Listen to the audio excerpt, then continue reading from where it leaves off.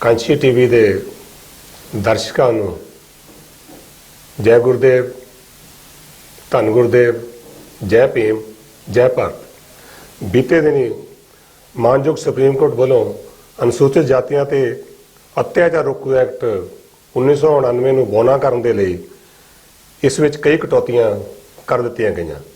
ਇਸ ਐਕਟ ਵਿੱਚ ਇਹ ਕੀ ਧਾਰਾਵਾਂ ਸਨ ਜਾਂ ਕੀ ਕਟੌਤੀਆਂ ਕੀਤੀਆਂ ਗਈਆਂ, ਇਸ ਸੰਬੰਧੀ ਵਿਸ਼ੇਸ਼ ਤੌਰ ਤੇ ਚਰਚਾ ਕਰਨ ਦੇ ਲਈ ਸਾਡੇ ਨਾਲ ਕਾਂਸ਼ੀ ਟੀਵੀ ਦੇ ਸਟੂਡੀਓ ਦੇ ਵਿੱਚ ਵਿਸ਼ੇਸ਼ ਮਹਿਮਾਨ ਡਾਕਟਰ ਜਸਵੀਰ ਸਿੰਘ ਜੀ ਗੜੀ ਕਾਨੂੰਗੋ ਮੌਜੂਦ ਹਨ।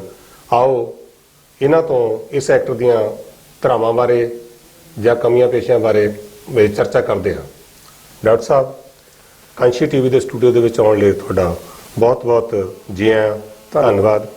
ਜਿਵੇਂ ਕਿ ਆਪ ਸਭ ਨੂੰ ਪਤਾ ਹੀ ਆ ਕਿ ਪਿਛਲੇ ਦਿਨਾਂ ਤੋਂ ਮਾਨਯੋਗ ਸੁਪਰੀਮ ਕੋਰਟ ਵੱਲੋਂ ਜੋ SC/ST ਐਕਟ ਹੈ ਉਹਦੀਆਂ ਧਾਰਾਵਾਂ ਨੂੰ ਕਿਸੇ ਨਾ ਕਿਸੇ ਢੰਗ ਦੇ ਨਾਲ ਖਤਮ ਕੀਤਾ ਗਿਆ, ਉਹਨੂੰ ਬੋਨਾ ਕਰਨ ਦੀ ਜਾਂ ਉਹਦੇ ਅਧਿਕਾਰ ਜਿਹੜੇ ਖਤਮ ਕਰਨ ਦੀ ਕੋਸ਼ਿਸ਼ ਕੀਤੀ ਗਈ ਹੈ। ਸੋ ਇਹਦੇ ਸੰਬੰਧ ਵਿੱਚ ਅੱਜ ਅਸੀਂ ਕਾਂਸ਼ੀ ਟੀਵੀ ਦੇ ਦਰਸ਼ਕਾਂ ਲਈ ਤੁਹਾਡੇ ਨਾਲ ਗੱਲਬਾਤ ਕਰਨ ਜਾ ਰਹੇ ਹਾਂ। ਸਭ ਤੋਂ ਪਹਿਲਾਂ ਮੇਰਾ ਸਵਾਲ ਤੁਹਾਡੇ ਨਾਲ ਇਹ ਹੈ ਕਿ ਇਹ ਜੋ ਐਕਟ ਹੈ ਅਨੁਸੂਚਿਤ ਜਾਤੀਆਂ ਤੇ ਅਤਿਆਚਾਰ ਰੋਕੂ ਐਕਟ 1999, ਇਹ ਕੀ ਹੈ, ਇਹਦੀ ਲੋੜ ਕਿਉਂ ਪਈ? ਸਭ ਤੋਂ ਪਹਿਲਾਂ ਕਾਂਸ਼ੀ ਟੀਵੀ ਦੇਖਣ ਵਾਲੇ ਸਾਰੇ ਦਰਸ਼ਕਾਂ ਦਾ, ਸਰੋਤਿਆਂ ਦਾ ਔਰ ਸਤਪਾਲ ਸਾਲੋਂ ਜੀ ਤੁਹਾਡਾ ਮੈਂ ਧੰਨਵਾਦ ਕਰਦਾ ਕਿ ਤੁਸੀਂ ਅੱਜ ਜਿਹੜਾ ਇਹ ਮੌਕਾ ਚੁਣਿਆ ਇਸ ਐਕਟ ਦੇ ਸੰਬੰਧੀ SC/ST prevention of atrocity act 1999 ਠੀਕ ਇਹਦੀ ਲੋੜ ਕਿਉਂ ਪਈ। ਇਹ ਜਿਹੜਾ ਐਕਟ ਵਾ, ਮੈਂ ਕਹਿੰਦਾ ਲੋੜ ਤਾਂ ਇਹ ਉਸੇ ਦਿਨ ਸੀਗੀ ਜਿਸ ਦਿਨ 26 ਜਨਵਰੀ 1950 ਨੂੰ ਭਾਰਤ ਦਾ ਸੰਵਿਧਾਨ ਉਹ ਲਾਗੂ ਕੀਤਾ ਠੀਕ ਹੈ, ਉਸੇ ਦਿਨ ਲੋੜ ਸੀ। ਹਾਂਜੀ। ਲੇਕਿਨ ਜਿਨ੍ਹਾਂ ਲਈ ਉਹ ਐਕਟ ਚਾਹੀਦਾ ਸੀ, ਜਿਹਦੇ ਵਿੱਚ ਖਾਸ ਤੌਰ ਤੇ ਜਮਾਤਾਂ, ਸ਼ਡਿਊਲ ਕਾਸਟ ਆਉਂਦੀ ਆ, ਸ਼ਡਿਊਲ ਟ੍ਰਾਈਬ ਆਉਂਦੀ ਆ, ਲਿਟਰੇਸੀ ਰੇਟ ਘੱਟ ਹੋਣ ਕਰਕੇ, ਜਾਗਰੂਕਤਾ ਘੱਟ ਹੋਣ ਕਰਕੇ, ਜਾਂ ਇਹ ਕਹਿ ਲਓ ਬਈ ਇਹ ਲੋਕ ਜਦੋਂ ਭਾਰਤ ਦੇਸ਼ ਆਜ਼ਾਦ ਹੋਇਆ ਬੁਰੀ ਤਰ੍ਹਾਂ ਨਾਲ ਭਾਰਤੀ ਜਿਹੜਾ ਸਮਾਜ ਦਾ ਢਾਂਚਾ ਆ ਉਹਦੇ ਵਿੱਚ ਨਪੀੜੇ ਪਏ ਸੀ, ਦਬਾਏ ਗਏ ਸੀ ਔਰ ਇੱਕ ਵਿਵਸਥਾ, ਗੈਰ ਬਰਾਬਰੀ ਦੀ ਵਿਵਸਥਾ ਉਹਦੇ ਤਹਿਤ ਪਛਾੜੇ ਗਏ ਸੀ। ਜਿਹੜੀ ਗੈਰ ਬਰਾਬਰੀ ਦੀ ਵਿਵਸਥਾ ਆ ਉਹਨੂੰ ਸੰਵਿਧਾਨ ਘਾੜੇ ਬਾਬਾ ਸਾਹਿਬ ਅੰਬੇਡਕਰ ਜੀ ਉਹ ਮਨੂਵਾਦੀ ਵਿਵਸਥਾ ਕਹਿੰਦੇ ਆ, ਬ੍ਰਾਹਮਣਵਾਦੀ ਵਿਵਸਥਾ ਕਹਿੰਦੇ ਆ, ਜਾਤੀਵਾਦੀ ਵਿਵਸਥਾ ਕਹਿੰਦੇ ਆ, ਜਿਹੜੀ ਕਿ ਵਰਗਾਂ ਵਿੱਚ ਔਰ ਜਾਤਾਂ ਵਿੱਚ ਵੰਡੀ ਹੋਈ ਹੈ। ਜਦੋਂ ਇਹ ਪੂਰੀ ਤਰ੍ਹਾਂ ਦੇ ਨਾਲ ਇਹ ਲੋਕਾਂ ਦੇ ਹੱਕ ਦੇ ਵਿੱਚ ਜਦੋਂ ਦੇਸ਼ ਦਾ ਸੰਵਿਧਾਨ ਲਿਖਿਆ ਗਿਆ, ਕਾਨੂੰਨ ਤਾਂ ਉਸ ਵੇਲੇ ਵੀ ਬਣੇ, ਸਿਵਲ ਰਾਈਟ ਐਕਟ ਹੈ 1900 ਮੇਬੀ 56 ਦੇ ਸ਼ਾਇਦ ਲਾਗੇ ਦਾ ਹੋਵੇ, IPC ਦੀਆਂ ਧਾਰਾਵਾਂ ਆ, ਲੇਕਿਨ ਉਹ ਚੀਜ਼ਾਂ ਦੇਸ਼ ਸਮਾਜ ਦੇ ਵਿੱਚ ਅਤਿਆਚਾਰ ਰੋਕਣ ਦੇ ਵਿੱਚ ਉਨੀਆਂ ਕਾਰਗਰ ਨਹੀਂ ਸੀਗੀਆਂ ਜਿੰਨੀਆਂ ਚਾਹੀਦੀਆਂ ਸੀ। ਦੂਜੀ ਗੱਲ ਇਹ ਆ ਕਿ ਸਾਹਿਬ ਕਾਸ਼ੀ ਰਾਮ ਇੱਕ ਬੰਬ ਬਣਾਉਣੇ ਵਾਲੀ ਫੈਕਟਰੀ ਦਾ ਵਿਗਿਆਨੀ ਹੋਇਆ, ਜਿਹੜਾ ਬਾਬਾ ਸਾਹਿਬ ਅੰਬੇਡਕਰ ਔਰ ਇਸ ਦੇਸ਼ ਦੇ ਦਲਿਤਾਂ ਪਛੜਿਆਂ ਦੀ ਗੱਲ ਲੈ ਕੇ ਤੁਰਿਆ। ਬਿਲਕੁਲ ਉਹਦੇ ਅੰਦੋਲਨ ਦੇ ਤਹਿਤ, ਚਾਹੇ ਉਹ ਬਾਮ ਸੇਫ ਦਾ ਅੰਦੋਲਨ ਸੀ, ਚਾਹੇ DS4 ਦਾ ਸੀ, ਚਾਹੇ 1984 ਚ ਬਹੁਜਨ ਸਮਾਜ ਪਾਰਟੀ ਬਣੀ, ਉਹਦੇ ਵਿੱਚ ਅੰਬੇਡਕਰਵਾਦ ਦਾ ਅੰਦੋਲਨ ਬੜੀ ਤੇਜ਼ੀ ਦੇ ਨਾਲ ਪੂਰੇ ਦੇਸ਼ ਦੇ ਵਿੱਚ ਇੱਕ ਜਾਗਰੂਕਤਾ ਅਭਿਆਨ ਚੱਲਿਆ। ਉਹ ਜਿਹੜੀ ਜਾਗਰੂਕਤਾ ਦਾ ਪਹਿਲਾ ਨਿਸ਼ਾਨਾ ਸੀ ਇਸ ਲਹਿਰ ਦਾ, ਉਹ ਸੀਗਾ ਇਸ ਦੇਸ਼ ਦਾ SC/ST OBC ਤੇ ਮਾਈਨੋਰਟੀ। ਉਹ ਜਾਗਰੂਕਤਾ ਅਭਿਆਨ ਇੰਨੇ ਵੈਲ ਪਲਾਨਡ ਵੇ ਨਾਲ ਚੱਲਿਆ। ਉਸ ਵੈਲ ਪਲਾਨਡ ਵੇ ਦੇ ਨਾਲ ਉਸ ਜਾਗਰੂਕਤਾ ਅਭਿਆਨ ਦਾ ਚੱਲਣਾ ਇਸ SC/ST ਐਕਟ ਦਾ ਬਣਾਉਣਾ ਮੁੰਡ ਹੈ। ਉਹ ਬੇਸ ਬਣਿਆ ਜਿਹੜਾ ਜਾਗਰੂਕਤਾ ਮਾਹੌਲ ਬਣਿਆ। ਉਹ ਜਿਹੜਾ ਜਾਗਰੂਕਤਾ ਮਾਹੌਲ ਜੇ ਆਪਾਂ ਅੰਕੜਿਆਂ 'ਚ ਸਟੱਡੀ ਕਰੀਏ ਤਾਂ ਸਾਡੇ ਸਾਹਮਣੇ ਆਉਂਦਾ ਕਿ 1984 ਦੇ ਵਿੱਚ ਸਾਹਿਬ ਕਾਸ਼ੀ ਰਾਮ ਬਹੁਜਨ ਸਮਾਜ ਪਾਰਟੀ ਬਣਾਉਂਦੇ ਆ। 14 ਅਪ੍ਰੈਲ ਨੂੰ, ਔਰ ਨਵੰਬਰ ਦੇ ਵਿੱਚ ਦੇਸ਼ ਦੀ ਪ੍ਰਧਾਨ ਮੰਤਰੀ ਕਾਂਗਰਸ ਦੀ ਨੇਤਾ ਇੰਦਰਾ ਗਾਂਧੀ ਦਾ ਮਰਡਰ ਹੋ ਜਾਂਦਾ, ਕਤਲ ਹੋ ਜਾਂਦਾ।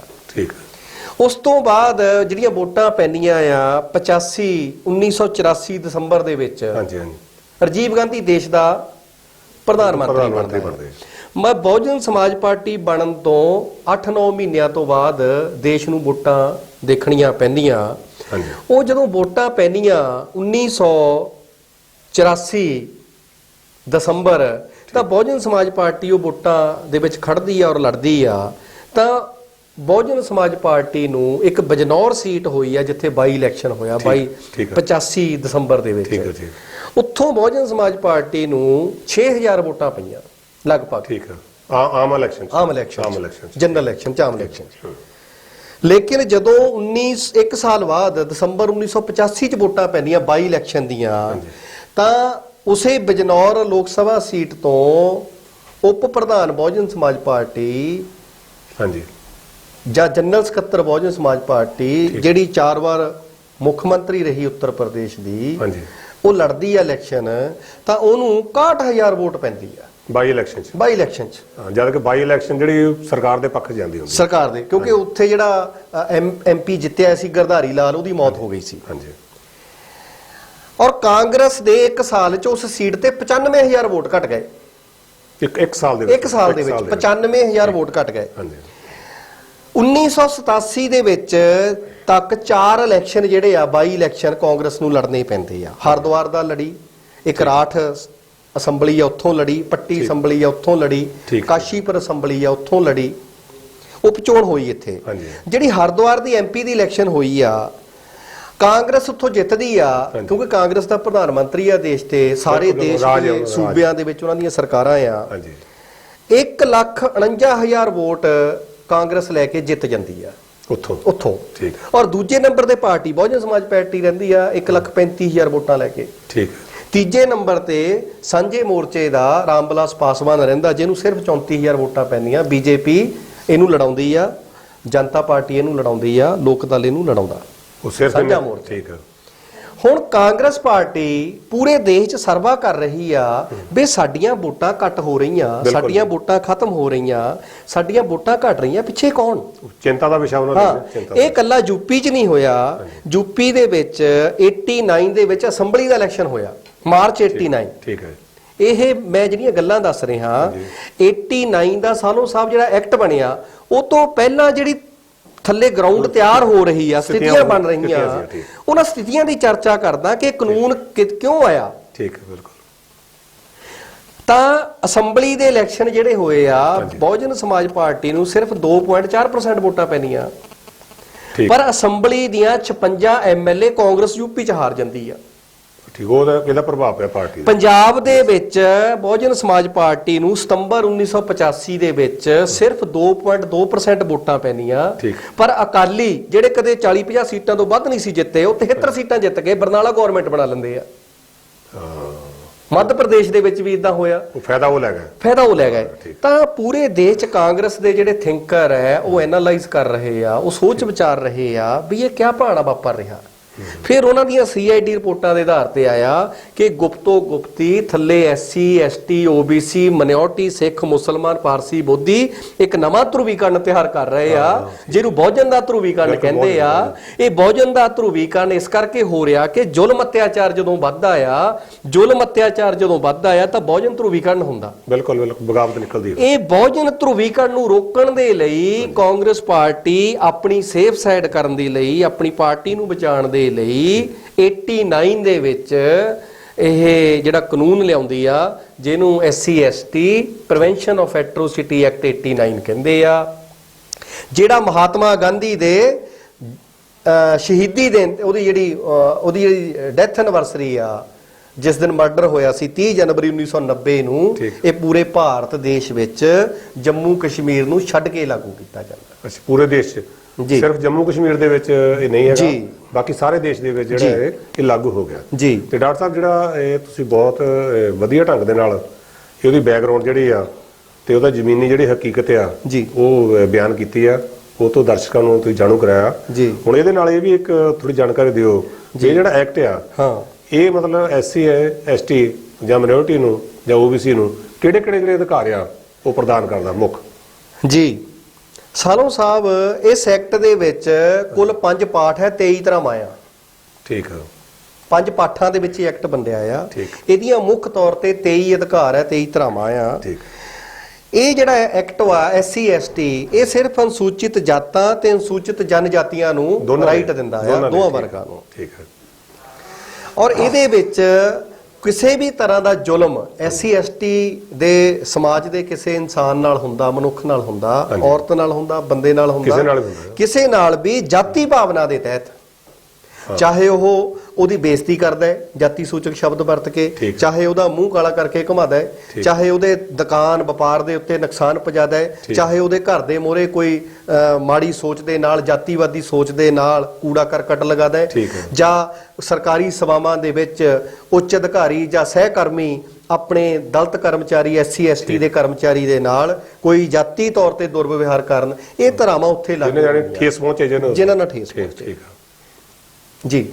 ਤੇ ਚਲੋ ਇਹ ਤਾਂ ਬਹੁਤ ਵਧੀਆ। ਚਲੋ ਇਹਨਾਂ ਨੇ ਆਪਣੇ ਆਪ, ਚਾਹੇ ਮਤਲਬ ਸਰਕਾਰ ਨੇ ਉਸ ਵੇਲੇ ਦੀ ਕਾਂਗਰਸ ਸਰਕਾਰ ਨੇ ਇਹ ਆਪਣੇ ਨਾਲ ਜਿਹੜਾ SC ਵਰਗ ਆ ਜਾਂ ST ਵਰਗ ਆ ਉਹਨੂੰ ਜੋੜਨ ਦੇ ਲਈ ਇਹ ਜਿਹੜੀ ਸਹੂਲਤਾਂ ਪ੍ਰਦਾਨ ਕੀਤੀਆਂ ਜੀ।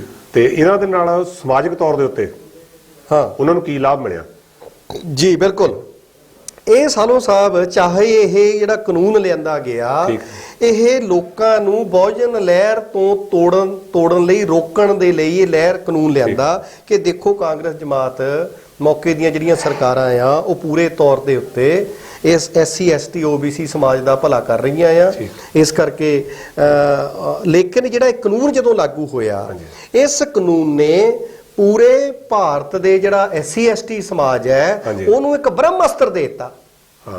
ਠੀਕ ਹੈ। ਬ੍ਰਹਮਾਸਤਰ ਕੀ ਦੇਤਾ ਵੀ ਐ ਕਹਿ ਲਓ ਬਈ ਇੱਕ ਬੋੜੇ ਅੱਗੇ ਨਾ ਬੋੜੇ ਹੁੰਦੇ ਸੀ, ਬੋੜਾ ਮਤਲਬ ਜਿਹਦੇ ਦੰਦ ਨਾ ਹੋਣ ਉਹਨੂੰ ਬੋੜਾ ਕਹਿੰਦੇ ਸੀ। ਬੋੜਾ, ਹਾਂਜੀ।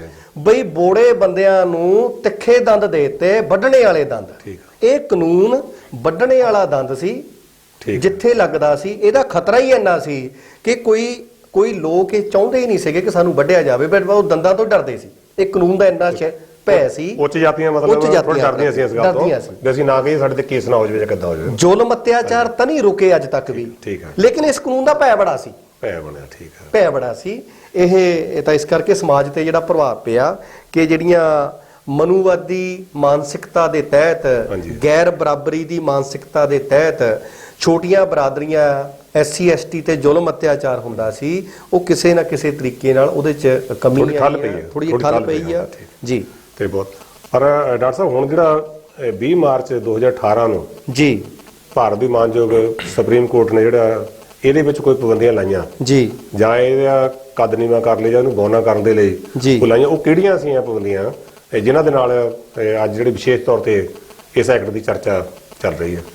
ਜੀ ਸਾਨੋ ਸਾਹਿਬ, ਇਹ ਜਿਹੜਾ 20 ਮਾਰਚ 2018 ਨੂੰ ਮਾਨਯੋਗ ਸੁਪਰੀਮ ਕੋਰਟ ਦਾ ਇਹ ਜਿਹੜਾ ਫੈਸਲਾ ਆਇਆ, ਠੀਕ,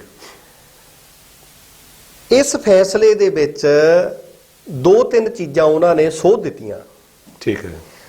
ਪਹਿਲਾ ਜਿਹੜਾ ਕਾਨੂੰਨ ਸੀ ਉਹਦੇ 'ਚ ਕਿਹਾ ਸੀ ਕਿ SC ST ਸਮਾਜ ਤੋਂ ਬੰਦਾ ਐਪਲੀਕੇਸ਼ਨ ਦਿੰਦਾ ਸੀ ਕਿ ਮੇਰੇ ਖਿਲਾਫ ਇਸ ਇਨਸਾਨ ਨੇ ਜਿਹੜਾ ਕਿ SC ST ਨਹੀਂ ਹੈ, ਜਨਰਲ ਹੈ, ਦੂਜੀ ਜਾਤੀ ਦਾ SC ST ਨਹੀਂ ਹੈ, ਉਹਨੇ ਮੇਰੇ ਨਾਲ ਜਾਤੀ ਸੂਚਕ ਸ਼ਬਦ ਵਰਤੇ ਜਾਂ ਜਾਤੀ ਭਾਵਨਾ ਦੇ ਤਹਿਤ ਮੇਰੇ ਨਾਲ ਆ ਸਲੂਕ ਕੀਤਾ, ਉਹਦੇ ਖਿਲਾਫ ਇਮੀਡੀਏਟ ਜਿਹੜਾ ਪਰਚਾ ਦਰਜ ਹੋ ਜਾਂਦਾ ਸੀ ਔਰ ਉਹਦੀ ਜਾਂਚ ਨਹੀਂ ਸੀ, ਉਹਦੀ ਗ੍ਰਿਫਤਾਰੀ, ਉਹਦੀ ਐਂਟੀਸਪੇਟਰੀ ਬੇਲ ਨਹੀਂ ਸੀ ਹੁੰਦੀ, ਜ਼ਮਾਨਤ ਨਹੀਂ ਸੀ, ਤੁਰੰਤ ਐਕਸ਼ਨ ਹੁੰਦਾ ਸੀ। ਉਹਦੇ ਵਿੱਚ ਇਹ ਸੀਗਾ ਕਾਨੂੰਨ ਦੇ ਵਿੱਚ ਵੀ ਜੇ ਉਹ ਸਰਕਾਰੀ ਕਰਮਚਾਰੀ ਕਰਦਾ ਸੀ, ਠੀਕ ਹੈ, ਸਰਕਾਰੀ ਕਰਮਚਾਰੀ ਦੇ ਨਾਲ ਹੀ ਜਾਤੀ ਭੇਦਭਾਵ ਹੁੰਦਾ ਸੀ SC ST, ਪਹਿਲਾਂ ਵੀ ਇਹ ਸੀ, ਤਾਂ ਸੰਬੰਧਤ DSP ਜਾਂਚ ਕਰਦਾ ਸੀ ਔਰ ਜਾਂਚ ਕਰਕੇ ਪਰਚਾ ਰਿਕਮੈਂਡ ਕਰਦਾ ਸੀ ਤਾਂ ਉਹਦੀ ਗ੍ਰਿਫਤਾਰੀ ਹੋ ਜਾਂਦੀ ਸੀ।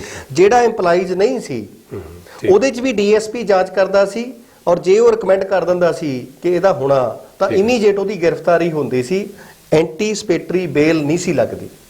ਠੀਕ ਹੈ। ਹੁਣ ਦੇ ਜਿਹੜਾ ਕਾਨੂੰਨ ਹੈ ਇਹਦੇ 'ਚ ਇਹਨਾਂ ਨੇ ਇਹ ਕਰਤਾ ਕਿ ਜਿਹੜਾ ਇਹ DSP ਜਾਂਚ ਕਰੇਗਾ ਲੇਕਿਨ SSP ਤੋਂ ਲਿਖਤੀ ਮਨਜ਼ੂਰੀ ਪਹਿਲਾਂ ਲਏਗਾ। ਠੀਕ ਹੈ।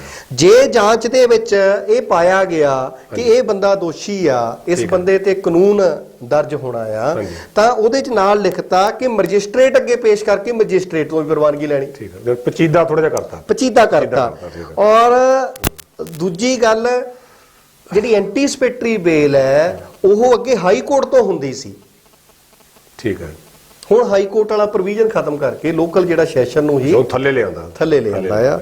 ਉਹਦੇ ਨਾਲ ਮੈਂ ਇਹ ਸਮਝਦਾ ਕਿ ਇਹ ਜਿਹੜੀਆਂ ਪ੍ਰੋਵੀਜ਼ਨਸ ਕੀਤੀਆਂ ਨਵੀਆਂ ਆਈਆਂ, ਇਹਦੇ ਨਾਲ ਇਹ ਜਿਹੜੇ ਦੰਦ ਸੀ ਉਹ ਖੁੰਡੇ ਹੋ ਗਏ, ਉਹ ਖਤਮ ਕਰ ਦਿੱਤੇ ਗਏ। ਖਤਮ ਹੋ ਗਏ ਜੀ। ਇਹ ਤਾਂ ਬਹੁਤ ਚਲੋ ਇਹ ਮੰਦਭਾਗਾ। ਅੱਗੇ ਇਹਦੇ ਚ ਇੱਕ ਗੱਲ ਹੋਰ ਐਡ ਕੀਤੀ ਜਾ ਸਕਦੀ ਆ ਕਿ ਅੱਗੇ ਜਿਹੜਾ ਇਹ ਕਾਨੂੰਨ ਜਦੋਂ ਚੱਲਦਾ ਸੀ ਤਾਂ ਇਸ ਕਾਨੂੰਨ ਦੇ ਵਿੱਚ SC ST ਜਿਹੜਾ ਆ ਉਹਦਾ ਹੱਥ ਉੱਤੇ ਹੁੰਦਾ ਸੀ। ਬਿਲਕੁਲ। ਹੁਣ ਉਹਦਾ ਹੱਥ ਥੱਲੇ ਆ ਗਿਆ। ਇਹਦਾ ਮਤਲਬ ਕਿਤੇ ਨਾ ਕਿਤੇ ਜਿਹੜਾ ਜ਼ੁਲਮ ਵਧਣ ਦੀ ਸੰਭਾਵਨਾ ਜਿਹੜੀ ਆ ਜੀ ਉਹ ਬਣਦੀ ਆ ਜੀ। ਫਿਰ ਡਾਕਟਰ ਸਾਹਿਬ ਕਿਹਾ ਵੀ ਜਿੱਦਾਂ ਸੋਸ਼ਲ ਮੀਡੀਆ ਤੇ ਅੱਜ ਕੱਲ ਚਰਚਾ ਚੱਲਦੀ ਆ ਬਈ ਇਹ ਜਿਹੜਾ ਜੋ ਕੁਝ ਹੋਇਆ ਸੁਪਰੀਮ ਕੋਰਟ ਦਾ ਕਰਵਾਇਆ, ਵਿੱਚ ਜਿਹੜੀ ਆ ਮੋਦੀ ਸਰਕਾਰ ਆ ਉਹਦਾ ਕਿਤੇ ਨਾ ਕਿਤੇ ਹੱਥ ਆ। ਕੀ ਤੁਹਾਨੂੰ ਲੱਗਦਾ ਇਹਦਾ? ਸਾਲੋ ਸਾਹਿਬ ਜਦੋਂ 2014 ਚ ਸਰਕਾਰ ਬਣੀ, ਹਾਂਜੀ ਠੀਕ ਆ, ਉਦੋਂ ਇਹ ਕਿਹਾ ਜਾਂਦਾ ਸੀ ਕਿ ਚੁਣਾਵ ਅਨਯੋਗ ਨਿਰਪੱਖ ਹੋਆ। ਠੀਕ ਹੈ। ਲੇਕਿਨ EVM ਦਾ ਘਟਾਲਾ ਵੱਡੇ ਪੱਧਰ ਤੇ ਮੀਡੀਆ ਦੇ ਵਿੱਚ ਛਾਇਆ ਹੋਇਆ, ਲੋਕਾਂ 'ਚ ਛਾਇਆ ਹੋਇਆ, ਔਰ ਸ਼ਰੇਆਮ ਇਹ ਇਲਜ਼ਾਮ ਲੱਗਦਾ ਕਿ ਇਹਨਾਂ ਦਾ ਹੱਥ ਹੈ। ਬਿਲਕੁਲ। ਉਸ ਤੋਂ ਬਾਅਦ ਕੱਲ ਪਰਸੋਂ ਕਰਨਾਟਕਾ ਦਾ ਚੁਣਾਵ ਡਿਕਲੇਅਰ ਹੋਇਆ। ਠੀਕ ਹੈ। ਕਰਨਾ ਤਾਂ ਚੋਣ ਕਮਿਸ਼ਨ ਨੇ ਹੁੰਦਾ ਹੈ। ਬਿਲਕੁਲ। ਲੇਕਿਨ ਚੋਣ ਕਮਿਸ਼ਨ ਤੋਂ ਪਹਿਲਾਂ ਬੀਜੇਪੀ ਦਾ IT ਸੈੱਲ ਦਾ ਅਮਿਤ ਨਾਂ ਦਾ ਪਦ ਅਧਿਕਾਰੀ ਉਹ 20 ਮਿੰਟ ਪਹਿਲਾਂ ਚੋਣ ਕਮਿਸ਼ਨ ਤੋਂ ਐਲਾਨ ਕਰ ਦਿੰਦਾ। ਜਦ ਕਿ ਡਿਊਟੀ ਜਿਹੜੀ ਉਹ ਚੋਣ ਕਮਿਸ਼ਨ ਅਧਿਕਾਰੀ ਉਹਦਾ ਹੱਥ ਹੈ। ਠੀਕ ਹੈ। CBI ਦੇ ਮਾਮਲੇ ਚੱਲਦੇ ਆ। CBI ਨੂੰ ਮੋਦੀ ਭਾਜਪਾ ਸਰਕਾਰ ਇਹ ਕਹਿੰਦੀ ਹੁੰਦੀ ਸੀ ਕਿ ਇਹ ਕੇਂਦਰ ਦਾ ਤੋਤਾ ਆ। ਠੀਕ ਹੈ। ਹੁਣ 2014 ਤੋਂ ਮੋਦੀ ਸਰਕਾਰ ਹੈ, ਹੁਣ ਵੀ ਤਾਂ ਤੋਤਾ ਹੀ ਆ। ਹੁਣ ਵੀ CBI ਦੇ ਹਰ ਫੈਸਲੇ 'ਚ ਸਰਕਾਰ ਦਾ ਦਖਲ, ਮੋਦੀ ਦਾ ਹੱਥ ਹੈ, ਸਰਕਾਰ ਦਾ ਦਖਲ ਹੈ। ਤਾਂ ਸਰਕਾਰ ਦਾ ਦਖਲ ਕਿੱਥੇ ਨਹੀਂ ਹੁੰਦਾ? ਨਿਆਂ ਕਾਰਜਪਾਲਿਕਾ 'ਚ ਦਖਲ ਹੈ, ਵਿਧਾਨਪਾਲਿਕਾ 'ਚ ਦਖਲ ਹੈ। ਤਾਂ ਨਿਆਂਪਾਲਿਕਾ ਵੀ ਐਦਾਂ ਨਜ਼ਰ ਆਉਂਦਾ ਕਿ ਇਹ ਅਛੂਤੀ ਨਹੀਂ ਹੈਗੀ, ਇਹਦੇ 'ਚ ਵੀ ਕਿਤੇ ਨਾ ਕਿਤੇ ਦਖਲ ਹੋ ਸਕਦਾ। ਐਦਾਂ ਦਾ ਮੈਂ ਸੋਚਦਾ। ਹਾਂਜੀ। ਜੇ ਕਿਤੇ ਇਦਾਂ ਹੋ ਸਕਦਾ ਵੀ ਸਰਕਾਰ ਜਿਹੜੀ ਆਪਣੀ ਸ਼ਾਖ ਬਚਾਉਣ ਦੇ ਲਈ, ਮੋਦੀ ਸਰਕਾਰ ਇਸ ਇਲਜ਼ਾਮ ਤੋਂ ਬਚਣ ਦੇ ਲਈ ਇਹ ਸੁਪਰੀਮ ਕੋਰਟ ਦੇ ਇਸ ਫੈਸਲੇ ਤੇ ਨਜ਼ਰਸਾਨੀ ਦੁਬਾਰਾ ਕਰਾਉਣ ਲਈ ਕੋਈ ਐਪਲੀਕੇਸ਼ਨ ਪਾ ਸਕਦੀ ਹੈ? ਜਦੋਂ ਇਹ ਕਾਨੂੰਨ ਆ ਗਿਆ, ਇਸ ਕਾਨੂੰਨ ਤੋਂ ਬਾਅਦ ਦੋ ਰਸਤੇ ਬਚਦੇ ਆ ਸਰਕਾਰ ਕੋਲ। ਪਹਿਲਾ ਰਸਤਾ ਇਹ ਬਚਦਾ ਸਰਕਾਰ ਕੋਲ ਕਿ ਉਹ ਰਿਵਿਊ ਪਟੀਸ਼ਨ ਪਾਵੇ। ਠੀਕ ਹੈ। ਰਿਵਿਊ ਪਟੀਸ਼ਨ, ਤੁਸੀਂ ਪਹਿਲਾ ਸਵਾਲ ਮੋਦੀ ਦਾ ਕੀਤਾ ਸੀ ਕਿ ਮੋਦੀ ਸਾਹਿਬ ਦਾ ਹੱਥ ਤਾਂ ਨਹੀਂ ਵਿੱਚ ਹੈਗਾ, ਜਿਹੜੇ ਸਾਡੇ ਵਜ਼ੀਰੇ ਆਜ਼ਮ ਹੈ ਭਾਰਤ ਸਰਕਾਰ ਦੇ, ਪ੍ਰਾਈਮ ਮਿਨਿਸਟਰ ਹੈ, ਤਾਂ ਉਹਨਾਂ ਦੇ ਐਕਸ਼ਨ ਜਿਹੜੇ ਆ ਉੱਥੋਂ ਲੱਗਦਾ, ਮੈਂ ਵਿੱਚ ਗੱਲ ਮੈਨੂੰ ਯਾਦ ਆਈ ਆ, ਕਿਉਂਕਿ ਉੱਥੇ ਅਟਾਰਨੀ ਜਨਰਲ ਨੇ ਜਾਣਾ ਸੀ ਜਦੋਂ ਪੱਖ ਰੱਖਣ ਜਾਣਾ ਸੀ ਸਰਕਾਰ ਦਾ, ਡਿਊਟੀ ਬਣਦੀ ਉਹਨਾਂ ਦੀ, ਅਟਾਰਨੀ ਜਨਰਲ ਦਾ ਪੱਖ ਰੱਖਣ ਜਾਣਾ ਸੀ। ਲੇਕਿਨ ਮੋਦੀ ਸਰਕਾਰ ਇਹ SC ST ਦਾ ਮਾਮਲਾ ਹੋਣ ਕਰਕੇ ਅਟਾਰਨੀ ਜਨਰਲ ਤੇ ਥੱਲੇ ਤੀਜੇ ਗ੍ਰੇਡ ਦਾ ਜਿਹੜਾ ਵਕੀਲ ਹੈ, ਠੀਕ ਹੈ, ਐਡੀਸ਼ਨਲ ਸੋਲਿਸਿਟਰ ਜਿਹਨੂੰ ਆਪਾਂ ਕਹਿ ਦਿੰਦੇ ਆ, ਐਡੀਸ਼ਨਲ ਸੋਲਿਸਿਟਰ ਜਨਰਲ ਸਰਦਾਰ ਮਨਿੰਦਰ ਸਿੰਘ ਐਡਵੋਕੇਟ ਨੂੰ ਭੇਜਿਆ।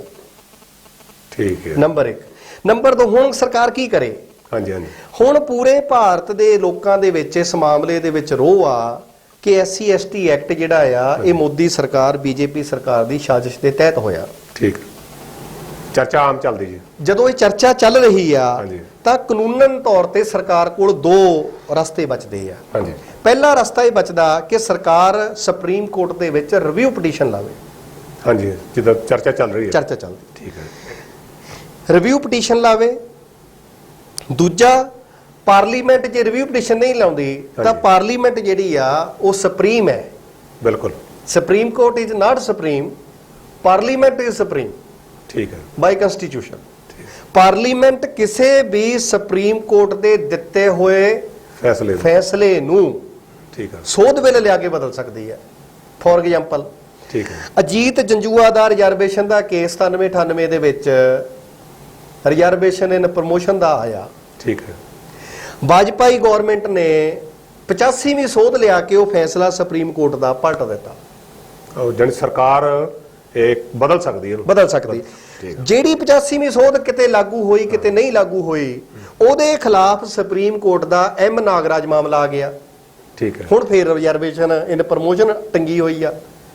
ਉਹ ਬਿੱਲ ਜਿਹੜਾ ਸੋਧ ਬਿੱਲ 117 ਨੰਬਰ, ਉਹ ਭੈਣ ਕੁਮਾਰੀ ਮਾਇਆਵਤੀ ਨੇ ਰਾਜ ਸਭਾ ਦੇ ਵਿੱਚੋਂ ਪਾਸ ਕਰਵਾ ਚੁੱਕੀ ਆ ਕਾਂਗਰਸ ਸਰਕਾਰ ਦੇ ਵੇਲੇ, ਉਹ ਹਲੇ ਤੱਕ ਪੈਂਡਿੰਗ ਪਿਆ। ਔਰ ਬੀਜੇਪੀ ਗਵਰਨਮੈਂਟ ਉਸ ਸੋਧ ਬਿੱਲ ਨੂੰ 4 ਸਾਲ ਹੋ ਗਏ ਆ, ਔਰ ਇੱਕ 300 ਤੇ ਉੱਪਰ ਇਹਨਾਂ ਦੇ ਕੋਲ ਮੈਂਬਰ ਪਾਰਲੀਮੈਂਟ ਹੈ, 382 ਲਗਭਗ ਪੂਰਾ ਬਣਦਾ, ਤੇ ਹਲੇ ਤੱਕ ਲਟਕਾਏ ਆ ਸੋਧ ਬਿੱਲ ਨੂੰ। ਇਸੇ ਹੀ ਤਰ੍ਹਾਂ ਜਿਹੜਾ ਇਸ ਦੇਸ਼ ਦਾ SC ST ਸਮਾਜ ਵਾ, ਉਹ ਜਦੋਂ ਤੱਕ ਜਾਗਰੂਕ ਆਪਣੇ ਹੱਕਾਂ ਅਧਿਕਾਰਾਂ ਪ੍ਰਤੀ ਨਹੀਂ ਜਾਗਦਾ, ਉਹਦੇ ਖਿਲਾਫ ਆਵਾਜ਼ ਨਹੀਂ ਬੁਲੰਦ ਇਦਾਂ ਦੀ ਗੱਲ ਚੱਲੀ ਜਾਣੀ ਜੀ, ਇਦਾਂ ਦੇ ਚੱਲਦਾ ਰਹਿਣਾ। ਠੀਕ ਹੈ। ਹੁਣ ਇੱਕ ਆ ਜਿੱਦਾਂ ਇਹ ਜੋ ਸੁਪਰੀਮ ਕੋਰਟ ਨੇ ਜਿਹੜਾ ਫੈਸਲਾ ਦਿੱਤਾ ਜੀ, ਜਾਜੇ ਪਾਬੰਦੀਆਂ ਲਾਈਆਂ ਜਾਂ ਜਿਹੜਾ ਐਕਟ ਦੇ ਉੱਤੇ ਕੱਟ ਲਾਇਆ ਨਹੀਂ ਕੋਈ, ਹਾਂ, ਤਾਂ ਇਹਦਾ ਕੋਈ ਰਾਜਨੀਤਿਕ ਕੋਈ ਸਿਆਸੀ ਤੌਰ ਤੇ ਜਿਹੜੇ ਲੋਕ ਹੁੰਦੇ ਨਾ ਜੀ, ਉਹਦਾ ਹਰ ਗੱਲ ਦਾ ਕੋਈ ਨਾ ਕੋਈ ਲਾਭ ਲੈਂਦੇ ਆ ਜੀ। ਕੀ ਇਹਦਾ ਕੋਈ ਪਾਰਟੀ ਜਿਹੜੀ ਉਹ ਲਾਭ ਲੈ ਸਕਦੀ ਆ? ਸਭ ਤੋਂ ਪਹਿਲਾਂ ਮੈਂ ਇਹ ਸੋਚਦਾ, ਹਾਂਜੀ, ਕਿਉਂਕਿ ਭਾਰਤ ਦੇ ਸੰਵਿਧਾਨ ਦੇ ਵਿੱਚ ਬਾਬਾ ਸਾਹਿਬ ਅੰਬੇਡਕਰ ਨੇ ਬਹੁਤ ਸਾਰੇ ਪ੍ਰੋਵੀਜ਼ਨ ਕੀਤੇ ਆ। ਠੀਕ ਹੈ। ਉਹਨਾਂ ਪ੍ਰੋਵੀਜ਼ਨਾਂ ਦੇ ਖਿਲਾਫ ਸੁਪਰੀਮ ਕੋਰਟ ਗਾਹੇ ਬਗਾਹੇ ਠੀਕ ਹੈ ਆਦੇਸ਼ ਕਰਦਾ ਰਹਿੰਦਾ, ਫੈਸਲੇ ਸੁਣਾਉਂਦਾ ਰਹਿੰਦਾ। ਹਾਂਜੀ। ਫੋਰ ਐਗਜ਼ਾਮਪਲ, ਭਾਰਤ ਦੇ ਵਿੱਚ ਬਾਬਾ ਸਾਹਿਬ ਅੰਬੇਡਕਰ ਦਾ ਜਿਹੜਾ ਸੰਵਿਧਾਨ ਸੀ, ਉਹਦੇ 'ਚ ਜਿਹੜਾ ਪਹਿਲਾ ਸੋਧ ਹੋਇਆ, ਠੀਕ ਹੈ, ਅੱਜ 117ਵਾਂ ਸੋਧ ਬਿੱਲ ਚੱਲ ਰਿਹਾ, ਜਿਹੜੀ ਪਹਿਲੀ ਸੋਧ ਹੋਈ ਆ, ਉਹ ਵੀ ਸੁਪਰੀਮ ਕੋਰਟ ਨੇ ਰਿਜ਼ਰਵੇਸ਼ਨ ਦੇ ਖਿਲਾਫ ਫੈਸਲਾ ਦਿੱਤਾ ਹੋਇਆ, ਤਮਿਲਨਾਡੂ ਵਾਲੀ ਦੇ। ਠੀਕ ਹੈ, ਠੀਕ ਹੈ। ਉਹ ਤਮਿਲਨਾਡੂ ਦੀ ਰਿਜ਼ਰਵੇਸ਼ਨ ਬਰਕਰਾਰ ਰਹੇ, ਬਾਬਾ ਸਾਹਿਬ ਅੰਬੇਡਕਰ ਦੇ ਜਿਉਂਦੇ ਜੀ ਪਹਿਲੀ ਸੋਧ ਹੋਈ ਆ। ਠੀਕ। ਉੱਥੇ ਜਦੋਂ ਪਹਿਲੀ ਸੋਧ ਹੋਈ ਆ, ਕਾਂਗਰਸ ਕਹੂਗੀ ਜੀ ਇਹ ਸੋਧ ਤਾਂ ਅਸੀਂ ਰੋਕੀ ਆ, ਇਹ ਤੁਹਾਡੀ ਤਮਿਲਨਾਡੂ ਵਾਲਿਓ ਰਿਜ਼ਰਵੇਸ਼ਨ ਅਸੀਂ ਰੋਕ ਲਈ। ਠੀਕ ਹੈ। ਜੰਜੂਆ ਕੇਸ ਹੋਇਆ, ਰਿਜ਼ਰਵੇਸ਼ਨ ਪ੍ਰਮੋਸ਼ਨ ਖਤਮ ਹੋਈ। ਬੀਜੇਪੀ ਜਿਹੜੀ ਆ ਉਹ ਟਾਰਾ ਮਾਰਦੀ, ਦੇਖੋ ਜੀ ਤੁਹਾਡੀ ਰਿਜ਼ਰਵੇਸ਼ਨ ਪ੍ਰਮੋਸ਼ਨ ਅਸੀਂ ਲਾਗੂ ਕਰਾਈ, 85ਵੀਂ ਸੋਧ ਦਾ ਬਿੱਲ ਲਿਆਂਦਾ। ਠੀਕ ਹੈ। ਹੁਣ ਜਿਹੜਾ ਇਹ ਮਾਮਲਾ ਚੱਲਦਾ SC ST ਐਕਟ ਦਾ, ਕਾਂਗਰਸ ਆਪਣੇ ਉੱਥੇ ਬਿਆਨ ਲਾਉਂਦੀ ਆ ਕਿ ਇਹ ਕਾਨੂੰਨ ਅਸੀਂ ਬਣਾਇਆ, ਅਸੀਂ ਲਿਆਂਦਾ। ਹੁਣ ਇਹ ਸੁਪਰੀਮ ਕੋਰਟ ਨੇ ਇੱਥੇ ਥੋੜਾ ਮਾਰਤੀ, ਟੰਗਤਾ ਇਹਨੂੰ। ਜਦੋਂ ਇੱਥੇ ਥੋੜਾ ਮਾਰ ਕੇ ਇਹਨੂੰ ਭੰਨਤਾ ਕਾਨੂੰਨ ਨੂੰ, ਹਾਂਜੀ, ਟੰਗਤਾ। ਹੁਣ ਬੀਜੇਪੀ ਇਦਾਂ ਦਾ ਡਰਾਮਾ ਕਰ ਸਕਦੀ ਹੈ SC ST ਦਾ ਵੋਟ ਲੈਣ ਲਈ ਕਿ ਦੇਖੋ ਜੀ ਇਹ ਤਾਂ ਕਾਨੂੰਨ ਨੇ ਖਤਮ ਕਰਤਾ ਸੀ, ਹੁਣ ਇਹ ਬੀਜੇਪੀ ਲੈ ਕੇ ਆਈ ਇਸ ਨੂੰ ਆਪਣੀ ਸਾਖ ਨੂੰ ਬਚਾਉਣ ਦੇ ਲਈ, ਬਚਾਉਣ ਲਈ ਉਹਨੂੰ ਕੋਈ ਨਾ ਕਰ ਸਕਦੀ ਆ।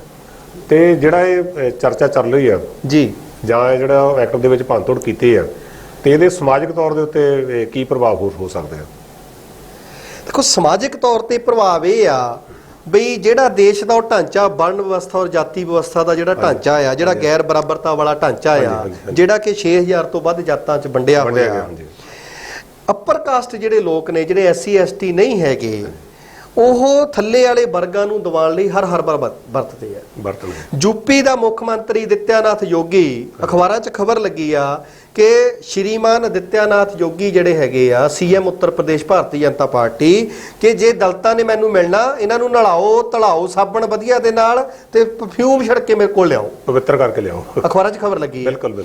ਫਿਰ ਜੇਦੂਰੱਪਾ ਕਰਨਾਟਕਾ BJP ਗਵਰਨਮੈਂਟ ਦਾ ex-CM ਰਿਹਾ। ਠੀਕ ਹੈ। ex-CM ਜਿਹਦੇ ਬਾਰੇ ਜਵਾਨ ਫਿਸਲ ਕੇ ਅਮਿਤ ਸ਼ਾਹ ਮਾਨਯੋਗ ਜੀ, BJP ਦੇ ਜਿਹੜੇ ਪ੍ਰਧਾਨ ਹੈ ਰਾਸ਼ਟਰੀ, ਉਹ ਬੋਲੇ ਆ ਕਿ ਜੇ ਕਰਨਾਟਕਾ ਦੇ ਵਿੱਚ ਸਭ ਤੋਂ ਵੱਧ ਕੋਈ ਕਰਪਟ ਗਵਰਨਮੈਂਟ ਰਹੀ ਆ, ਉਹ ਸਾਡੀ ਜੇਦੂਰੱਪਾ ਦੀ ਰਹੀ ਆ, ਹਾਲਾਂਕਿ ਉਹਦੀ ਜਵਾਨ ਫਿਸਲੀ ਆ। ਬਿਲਕੁਲ। ਉਹ ਕਿਸੇ ਦੀ ਵੀ ਫਿਸਲ ਸਕਦੀ, ਪਰ ਮੈਂ ਕਹਿੰਦਾ ਜੋ ਦਿਲ 'ਚ ਹੁੰਦਾ ਉਹ ਜਵਾਨ ਤੇ ਆਉਂਦਾ। ਉਹ ਜੇਦੂਰੱਪਾ ਕਹਿੰਦਾ ਹੁੰਦਾ ਸੀ ਜਦੋਂ ਦਲਿਤਾਂ ਦੇ SC ST ਦੇ ਘਰ ਜਾਂਦਾ ਹੁੰਦਾ ਸੀ ਕਿ ਮੈਨੂੰ ਮੇਰਾ ਖਾਣਾ 5 ਤਾਰਾ ਤੋਂ ਮੰਗਾ ਕੇ ਦਿਓ, ਇਹਨਾਂ ਨਾਲ ਬੈਠ ਕੇ ਨਹੀਂ ਖਾਣਾ। ਇਹ ਵੀ ਅਖਬਾਰਾਂ 'ਚ ਖਬਰ ਲੱਗੀ ਆ। ਇਹ ਸਮਾਜਿਕ ਢਾਂਚਾ ਆ। ਜੇ CM ਜਿਨ੍ਹਾਂ ਦੀਆਂ ਵੋਟਾਂ ਲੈਂਦੇ ਨੇ ਲੋਕ, ਮਿੰਨਤਾਂ ਕਰਦੇ ਨੇ, ਗਲੀਆਂ 'ਚ ਘੁੰਮਦੇ ਨੇ, ਬੱਚਿਆਂ ਨੂੰ ਚੁੱਕਦੇ ਨੇ, ਜੇ ਉਹਨਾਂ ਦੇ ਨਾਲ ਇਹ ਵਰਤਾਰਾ ਕਰਦੇ ਨੇ। ਬਿਹਾਰ ਦਾ ਮੁੱਖ ਮੰਤਰੀ ਮਾਂਝੀ ਸ਼੍ਰੀਮਾਨ ਜਤਨ ਰਾਮ ਮਾਂਝੀ, ਉਹ ਕਿਸੇ ਮੂਰਤੀ ਦਾ ਉਦਘਾਟਨ ਕਰਦਾ ਆ ਤੇ ਬਾਅਦ ਵਿੱਚ ਉਹ ਗੰਗਾ ਜਲ ਨਾਲ ਧੋਤੀ ਜਾਂਦੀ ਆ। ਆਹ ਦਲਿਤਾਂ ਦੇ ਮੁੱਖ ਮੰਤਰੀਆਂ ਦਾ ਹਾਲ ਇਸ ਦੇਸ਼ ਦਾ ਸਮਾਜਿਕ ਢਾਂਚਾ ਕਰਦਾ, ਜਿਹੜਾ ਗੈਰ ਬਰਾਬਰਤਾ ਤੇ ਟਿਕਿਆ ਆ। ਔਰ ਇਸ ਦੇਸ਼ ਦੇ ਜਿਹੜੇ ਅੱਪਰ ਕਾਸਟ ਦੇ CM ਨੇ, ਇਹ ਦਲਿਤਾਂ ਨਾਲ SC ST ਨਾਲ ਕਰਦੇ ਨੇ। ਤਾਂ ਤੁਸੀਂ ਦੱਸੋ, ਇਹਨਾਂ ਨੂੰ ਰੋਕਣ ਦੇ ਲਈ ਇੱਕੋ ਹੀ ਇੱਕ ਜਿਹੜਾ ਕਾਨੂੰਨ ਸੀ, ਉਹ 89 ਦਾ ਉਹ ਐਕਟ ਸੀ ਕਿ ਮਾੜੀ ਜਿਹੀ ਇਨਕੁਆਰੀ ਹੋਈ, ਤੁਹਾਡੀ ਉਦੋਂ ਤੱਕ ਜ਼ਮਾਨਤ ਨਹੀਂ ਹੋਣੀ ਜਦ ਤੱਕ ਤੁਸੀਂ ਬੜੇ ਘਰ ਦੀ ਯਾਤਰਾ, ਜੇਲ੍ਹ ਕਾਤਰਾ ਨਹੀਂ ਕਰਕੇ ਆਉਂਦੇ। ਹੁਣ ਜਿਹੜਾ ਇਹਦੇ ਦੰਦ ਕੱਢ ਦਿੱਤੇ ਆ, ਇਹਨਾਂ ਨੂੰ ਪਤਾ ਵੀ ਹੁਣ ਗ੍ਰਿਫਤਾਰੀ ਤਾਂ ਹੋਣੀ ਨਹੀਂ ਹੈਗੀ, ਜ਼ਮਾਨਤ ਦੀ ਲੋੜ ਕੋਈ ਨਹੀਂ ਐਂਟੀਸਪੇਟਰੀ ਦੀ।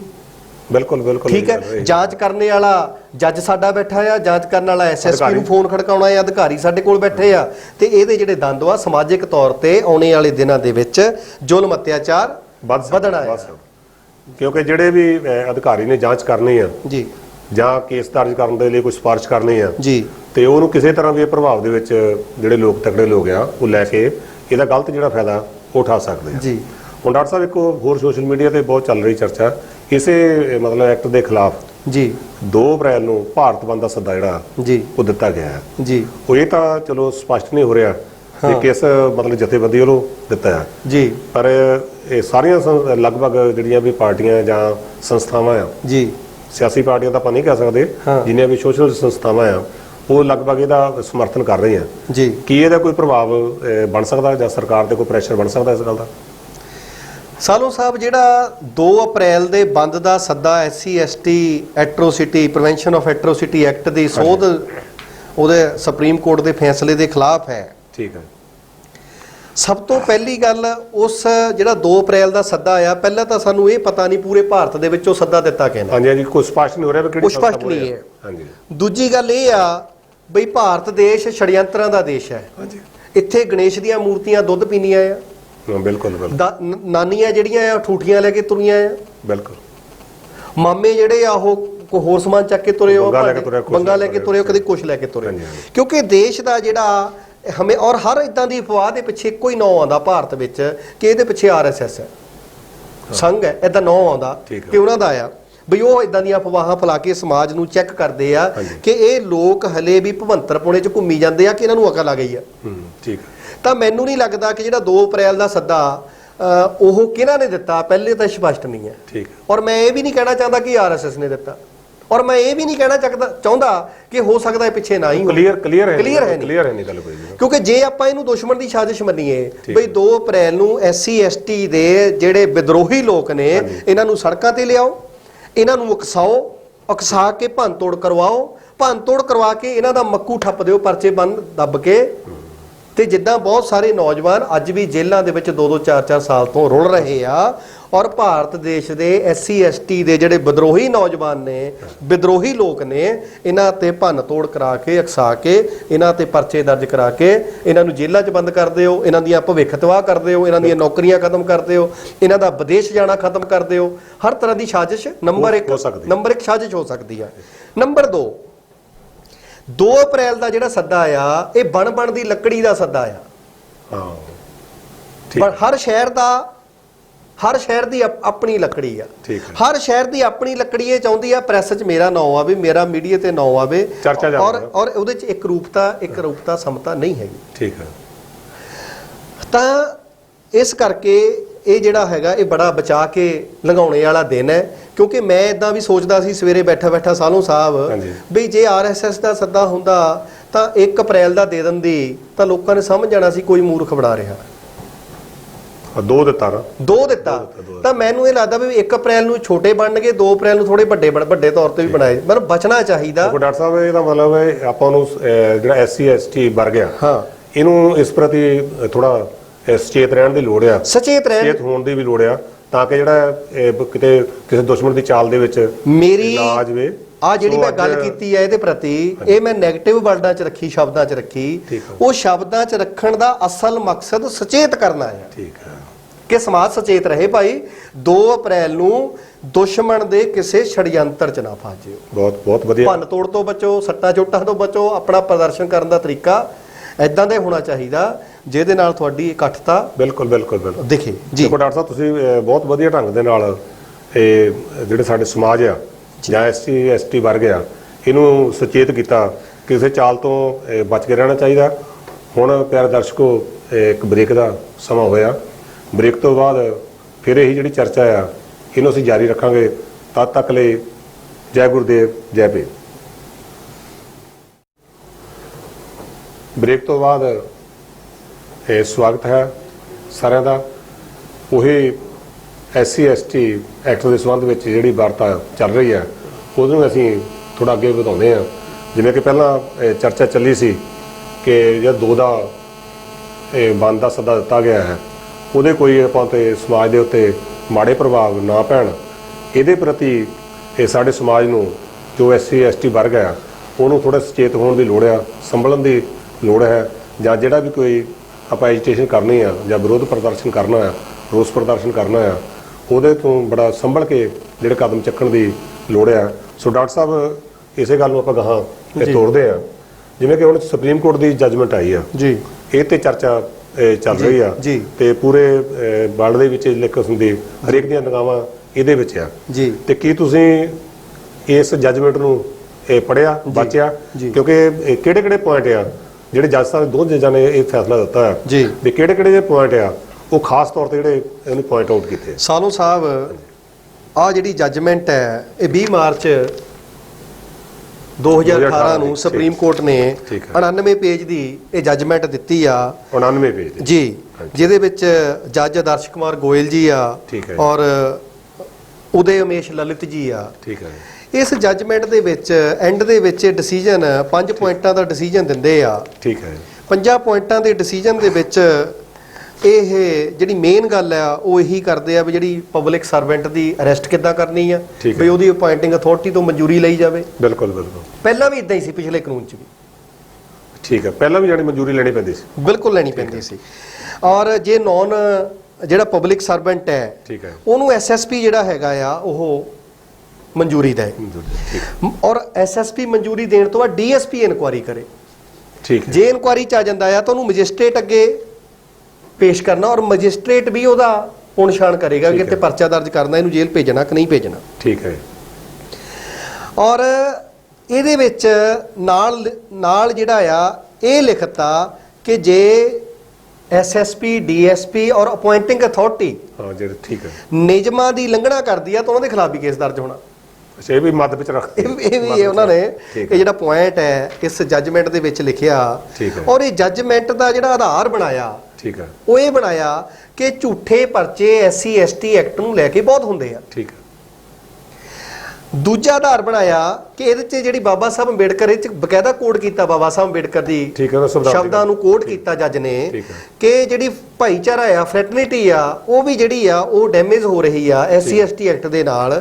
ਇਹਨੂੰ ਬਹਾਲ ਕਰਨ ਦੇ ਲਈ ਆ ਦੋ ਚੀਜ਼ਾਂ, ਜਾਂਚ ਪੜਤਾਲ ਗ੍ਰਿਫਤਾਰੀ ਤੋਂ ਪਹਿਲਾਂ ਕਰਨੀ ਬੜੀ ਜ਼ਰੂਰੀ ਆ ਤਾਂ ਜੋ ਕਿਸੇ ਦੇ ਨਾਲ ਵੀ ਧੱਕਾ ਨਾ ਹੋਵੇ। ਲੇਕਿਨ ਮੈਂ ਇਹ ਦੇਖਦਾ ਸਾਨੂ ਸਾਹਿਬ ਵੀ ਜੱਜ ਸਾਹਿਬ ਨੂੰ ਫਰੈਟਰਨਿਟੀ ਇਕੱਲੇ SC ST ਐਕਟ ਤੇ ਨਜ਼ਰ ਆਉਣੀ ਸੀ। ਹਾਂ ਬਿਲਕੁਲ ਠੀਕ ਹੈ। ਭਾਈਚਾਰਾ ਉਹਨੂੰ ਉਸ ਵੇਲੇ ਨਜ਼ਰ ਨਹੀਂ ਆਉਂਦਾ ਜਦੋਂ ਜਤਨ ਰਾਮ ਮਾਂਝੀ ਮੂਰਤੀ CM ਹੋਣ ਤੇ ਵੀ ਉਦਘਾਟਨ ਕਰਾਇਆ ਜਾਂਦਾ। ਠੀਕ ਹੈ। ਜਦੋਂ ਉਹਨੂੰ ਧੋਤਾ ਜਾਂਦਾ, CM ਯੋਗੀ ਦਿੱਤਿਆਨਾਥ ਦੇ ਖਿਲਾਫ ਖਬਰਾਂ ਲੱਗਦੀਆਂ ਕਿ ਇਹ ਬੱਚਿਆਂ ਨੂੰ ਨਹਾ ਧਲਾ ਕੇ ਸ਼ੈਂਪੂ ਛਿੜਕ ਕੇ ਆਉਣ। ਠੀਕ ਹੈ। ਔਰ ਪਰਫਿਊਮ ਛਿੜਕ ਕੇ ਆਉਣ, ਪਰਫਿਊਮ ਛਿੜਕ ਲਿਆ। ਔਰ ਇਦਾਂ ਦੀਆਂ ਹਜ਼ਾਰਾਂ ਘਟਨਾਵਾਂ, ਰੋਹਿਤ ਬੇਮੁੱਲਾ ਕਾਂਡ ਹੋ ਗਿਆ, ਕਿੰਨੇ ਕਾਂਡ, ਉਨਾ ਕਾਂਡ ਹੋ ਗਿਆ, ਇਸੇ ਸਰਕਾਰ ਦੇ ਵਿੱਚ ਹੋਇਆ। ਠੀਕ ਤਾਂ ਔਰ ਜੇ ਇਹਦੇ 'ਚ ਹੀ ਮਿਸਯੂਜ ਹੁੰਦਾ ਤਾਂ ਜੱਜ ਸਾਹਿਬ ਦੱਸਣ ਵੀ ਡੌਰੀ ਐਕਟ 'ਚ ਕਿਹੜਾ ਯੂਜ ਹੁੰਦਾ, ਦਾਜ ਵਾਲੇ ਐਕਟ ਵਿੱਚ ਮਿਸਯੂਜ ਨਹੀਂ ਹੁੰਦਾ। ਮਤਲਬ ਸਪੈਸ਼ਲੀ ਜੱਜ ਸਾਹਿਬ ਨੈਸ਼ਨਲ ਸਿਕਿਉਰਿਟੀ ਐਕਟ ਹੈ ਰਾਸੂਕਾ, ਠੀਕ ਹੈ, ਜਿਹਨੂੰ ਰਾਸ਼ਟਰੀ ਸੁਰੱਖਿਆ ਕਾਨੂੰਨ ਕਹਿੰਦੇ ਆ, ਉਹਦੇ 'ਚ ਨਹੀਂ ਮਿਸਯੂਜ ਹੁੰਦਾ। ਮਕੋਕਾ 'ਚ ਨਹੀਂ ਹੁੰਦਾ, ਪਕੋਕਾ 'ਚ ਨਹੀਂ ਹੁੰਦਾ, ਟਾਡਾ 'ਚ ਨਹੀਂ ਹੁੰਦਾ, ਮੀਸ਼ਾ 'ਚ ਨਹੀਂ ਹੁੰਦਾ। ਠੀਕ ਠੀਕ। ਕਿੰਨੇ ਕਾਨੂੰਨ ਹੈ। ਅਪਸਫਾ, ਉਹ ਕੁੜੀ ਉਹ ਨਾਰਥਰਨ ਈਸਟਰਨ ਸਟੇਟਾਂ ਦੀ ਮਣੀਪੁਰ ਮੇਘਾਲਿਆ ਤੋਂ, ਉਸ ਬੇਟੀ ਨੇ ਕਿੰਨੇ ਸਾਲ ਤੋਂ ਉਹਨੇ ਜਿਹੜਾ ਹੈਗਾ ਆ ਮਰਨ ਵਰਤ ਰੱਖਿਆ ਆ, ਉਹ ਖਾਣਾ ਪੀਣਾ ਨਹੀਂ ਖਾਂਦੀ, ਉਹਦੀ ਨਾਲੀ ਲੱਗੀ ਹੋਈ ਆ। ਉਹ ਅਪਸਫਾ ਦਾ ਜਿਹੜਾ ਕਾਨੂੰਨ ਹੈ ਜਿਹੜਾ ਨਾਰਥਰਨ ਸਟੇਟ ਔਰ ਜੰਮੂ ਕਸ਼ਮੀਰ ਦੇ ਵਿੱਚ ਲਾਗੂ ਆ, ਉਹਦੇ 'ਚ ਮਿਸਯੂਜ ਨਹੀਂ ਹੁੰਦਾ। ਠੀਕ ਹੈ। ਔਰ ਮਿਸਯੂਜ ਹੋਣ ਦਾ ਜਿਹੜਾ ਅੰਕੜਾ ਆ ਸਾਲੋ ਸਾਹਿਬ, ਉਹ ਮਾਤਰ ਇਹਦੇ ਵਿੱਚ 8% ਤੋਂ ਲੈ ਕੇ 10% ਹੈ। ਜਿਹੜੇ ਸਰਕਾਰੀ ਅੰਕੜੇ ਆਏ ਆ, ਸਿਰਫ 5347 ਝੂਠੇ ਕੇਸ 2016 ਦੇ ਵਿੱਚ ਗਿਣੇ ਗਏ ਆ 40801 ਚੋਂ। ਕੁੱਲ ਕੇਸ 40801 ਹੈ। ਬਿਲਕੁਲ ਬਹੁਤ ਘੱਟ ਪਰਸੈਂਟੇਜ। ਔਰ ਜੇ ਸਿਰਫ 5347 ਝੂਠੇ ਆ ਤੇ ਬਾਕੀਆਂ ਨੂੰ ਸਜ਼ਾ ਹੋਣੀ ਚਾਹੀਦੀ ਸੀਗੀ, ਲੇਕਿਨ ਸਜ਼ਾ ਹੋ ਰਹੀ ਹੈ ਸਿਰਫ 15% ਕੇਸਾਂ 'ਚ।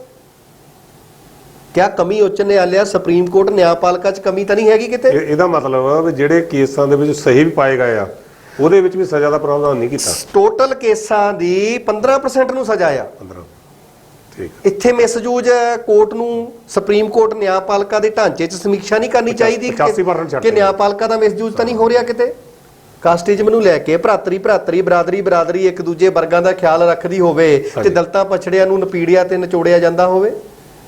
ਔਰ ਸਾਲੋਂ ਸਾਹਿਬ ਮਤਲਬ ਇਹ ਜਿਹੜਾ ਕਾਨੂੰਨ ਹੈ ਇਹਨੂੰ ਮੈਂ ਕੱਲਾ ਪੇਜ ਇਹਦਾ ਪੜਿਆ, ਕੱਲਾ ਵਰਕਾ ਪੜਿਆ, ਕਿਉਂਕਿ ਪੜਨ ਵਾਲੇ ਪਤਾ ਲੱਗਦਾ ਨਾ। ਔਰ ਇਹਦੇ ਵਿੱਚ ਜੱਜ ਸਾਹਿਬ ਨੇ ਮਤਲਬ ਜੇ ਇਹਨੂੰ ਪੜ ਲਓ ਤਾਂ ਇਦਾਂ ਲੱਗਦਾ ਵੀ ਜੋ ਜੱਜ ਸਾਹਿਬ ਨੇ ਲਿਖਿਆ ਬਿਲਕੁਲ ਸਹੀ ਲਿਖਿਆ।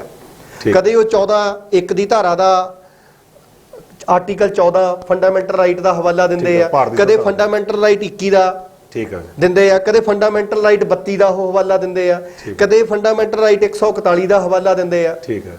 ਮਤਲਬ ਹਰ ਕਾਨੂੰਨ ਦੇ ਹਿਸਾਬ ਨਾਲ ਜੱਜ ਸਾਹਿਬ ਸਿੱਧ ਕਰਦੇ ਆ ਕਿ ਇਹ ਜਿਹੜੀ ਗ੍ਰਿਫਤਾਰੀ ਹੋਣੀ, ਮੈਂ ਕਹਿੰਦਾ ਬਿਲਕੁਲ ਠੀਕ ਹੈ। ਉਹ ਯੂਐਨਓ ਦਾ ਵੀ ਦਿੰਦੇ ਆ ਰੈਫਰੈਂਸ ਕਿ ਇੱਕ ਬੰਦੇ ਨੂੰ ਗ੍ਰਿਫਤਾਰ ਹੋਣ ਤੋਂ ਪਹਿਲਾਂ ਉਹਦੀ ਜਾਂਚ ਹੋਣੀ ਚਾਹੀਦੀ, ਕੋਈ ਬੇਦੋਸ਼ਾ ਨਾ ਫੜਿਆ ਜਾਏ। ਪਰ ਬਹੁਤ ਸਾਰੇ ਜਿਹੜਾ ਸਮਾਜੀ ਜਿਹੜਾ ਹਜ਼ਾਰਾਂ ਸਾਲਾਂ ਤੋਂ ਨਪੀੜਿਆ ਗਿਆ, ਜਿਹੜਾ 5000 ਸਾਲ ਤੋਂ ਗੁਲਾਮ ਬਣਾ ਕੇ ਰੱਖਿਆ ਆ, ਜਿਹਨੂੰ ਮੰਦਰ ਗੁਰਦੁਆਰੇ ਵਿੱਚ ਜਾਣ ਦਾ ਅਧਿਕਾਰ ਨਹੀਂ, ਜਿਹਨੂੰ ਸਕੂਲ ਵਿੱਚ ਬੈਠਣ ਦਾ ਅਧਿਕਾਰ ਨਹੀਂ, ਚੰਗੇ ਵਸਤਰ ਪਹਿਨਣ ਦਾ ਅਧਿਕਾਰ ਨਹੀਂ, ਚੰਗਾ ਖਾਣ ਦਾ ਅਧਿਕਾਰ ਨਹੀਂ, ਕਿਸੇ ਕਾਨੂੰਨ ਦੇ ਵਿੱਚ ਤਾਂ ਉਹ ਜਿਹੜੇ ਝੋਟੇ ਦੇ ਸਿੰਘ ਸੀ, ਸ਼ੇਰ ਦੇ ਦੰਦ ਸੀ, ਉਹ ਸੁਪਰੀਮ ਕੋਰਟ ਦੇ ਇਸ ਫੈਸਲੇ ਨਾਲ ਟੁੱਟੇ ਆ। ਇੱਥੇ ਸਰਕਾਰ ਨੂੰ ਬਕਾਇਦਾ ਰਿਵਿਊ ਪਟੀਸ਼ਨ ਇਹ ਕੱਲਾ ਵਰਕਾ ਪੜਨ ਤੋਂ ਬਾਅਦ ਲੱਗਦੀ ਹੈ ਕਿ ਪਾਉਣੀ ਚਾਹੀਦੀ ਆ।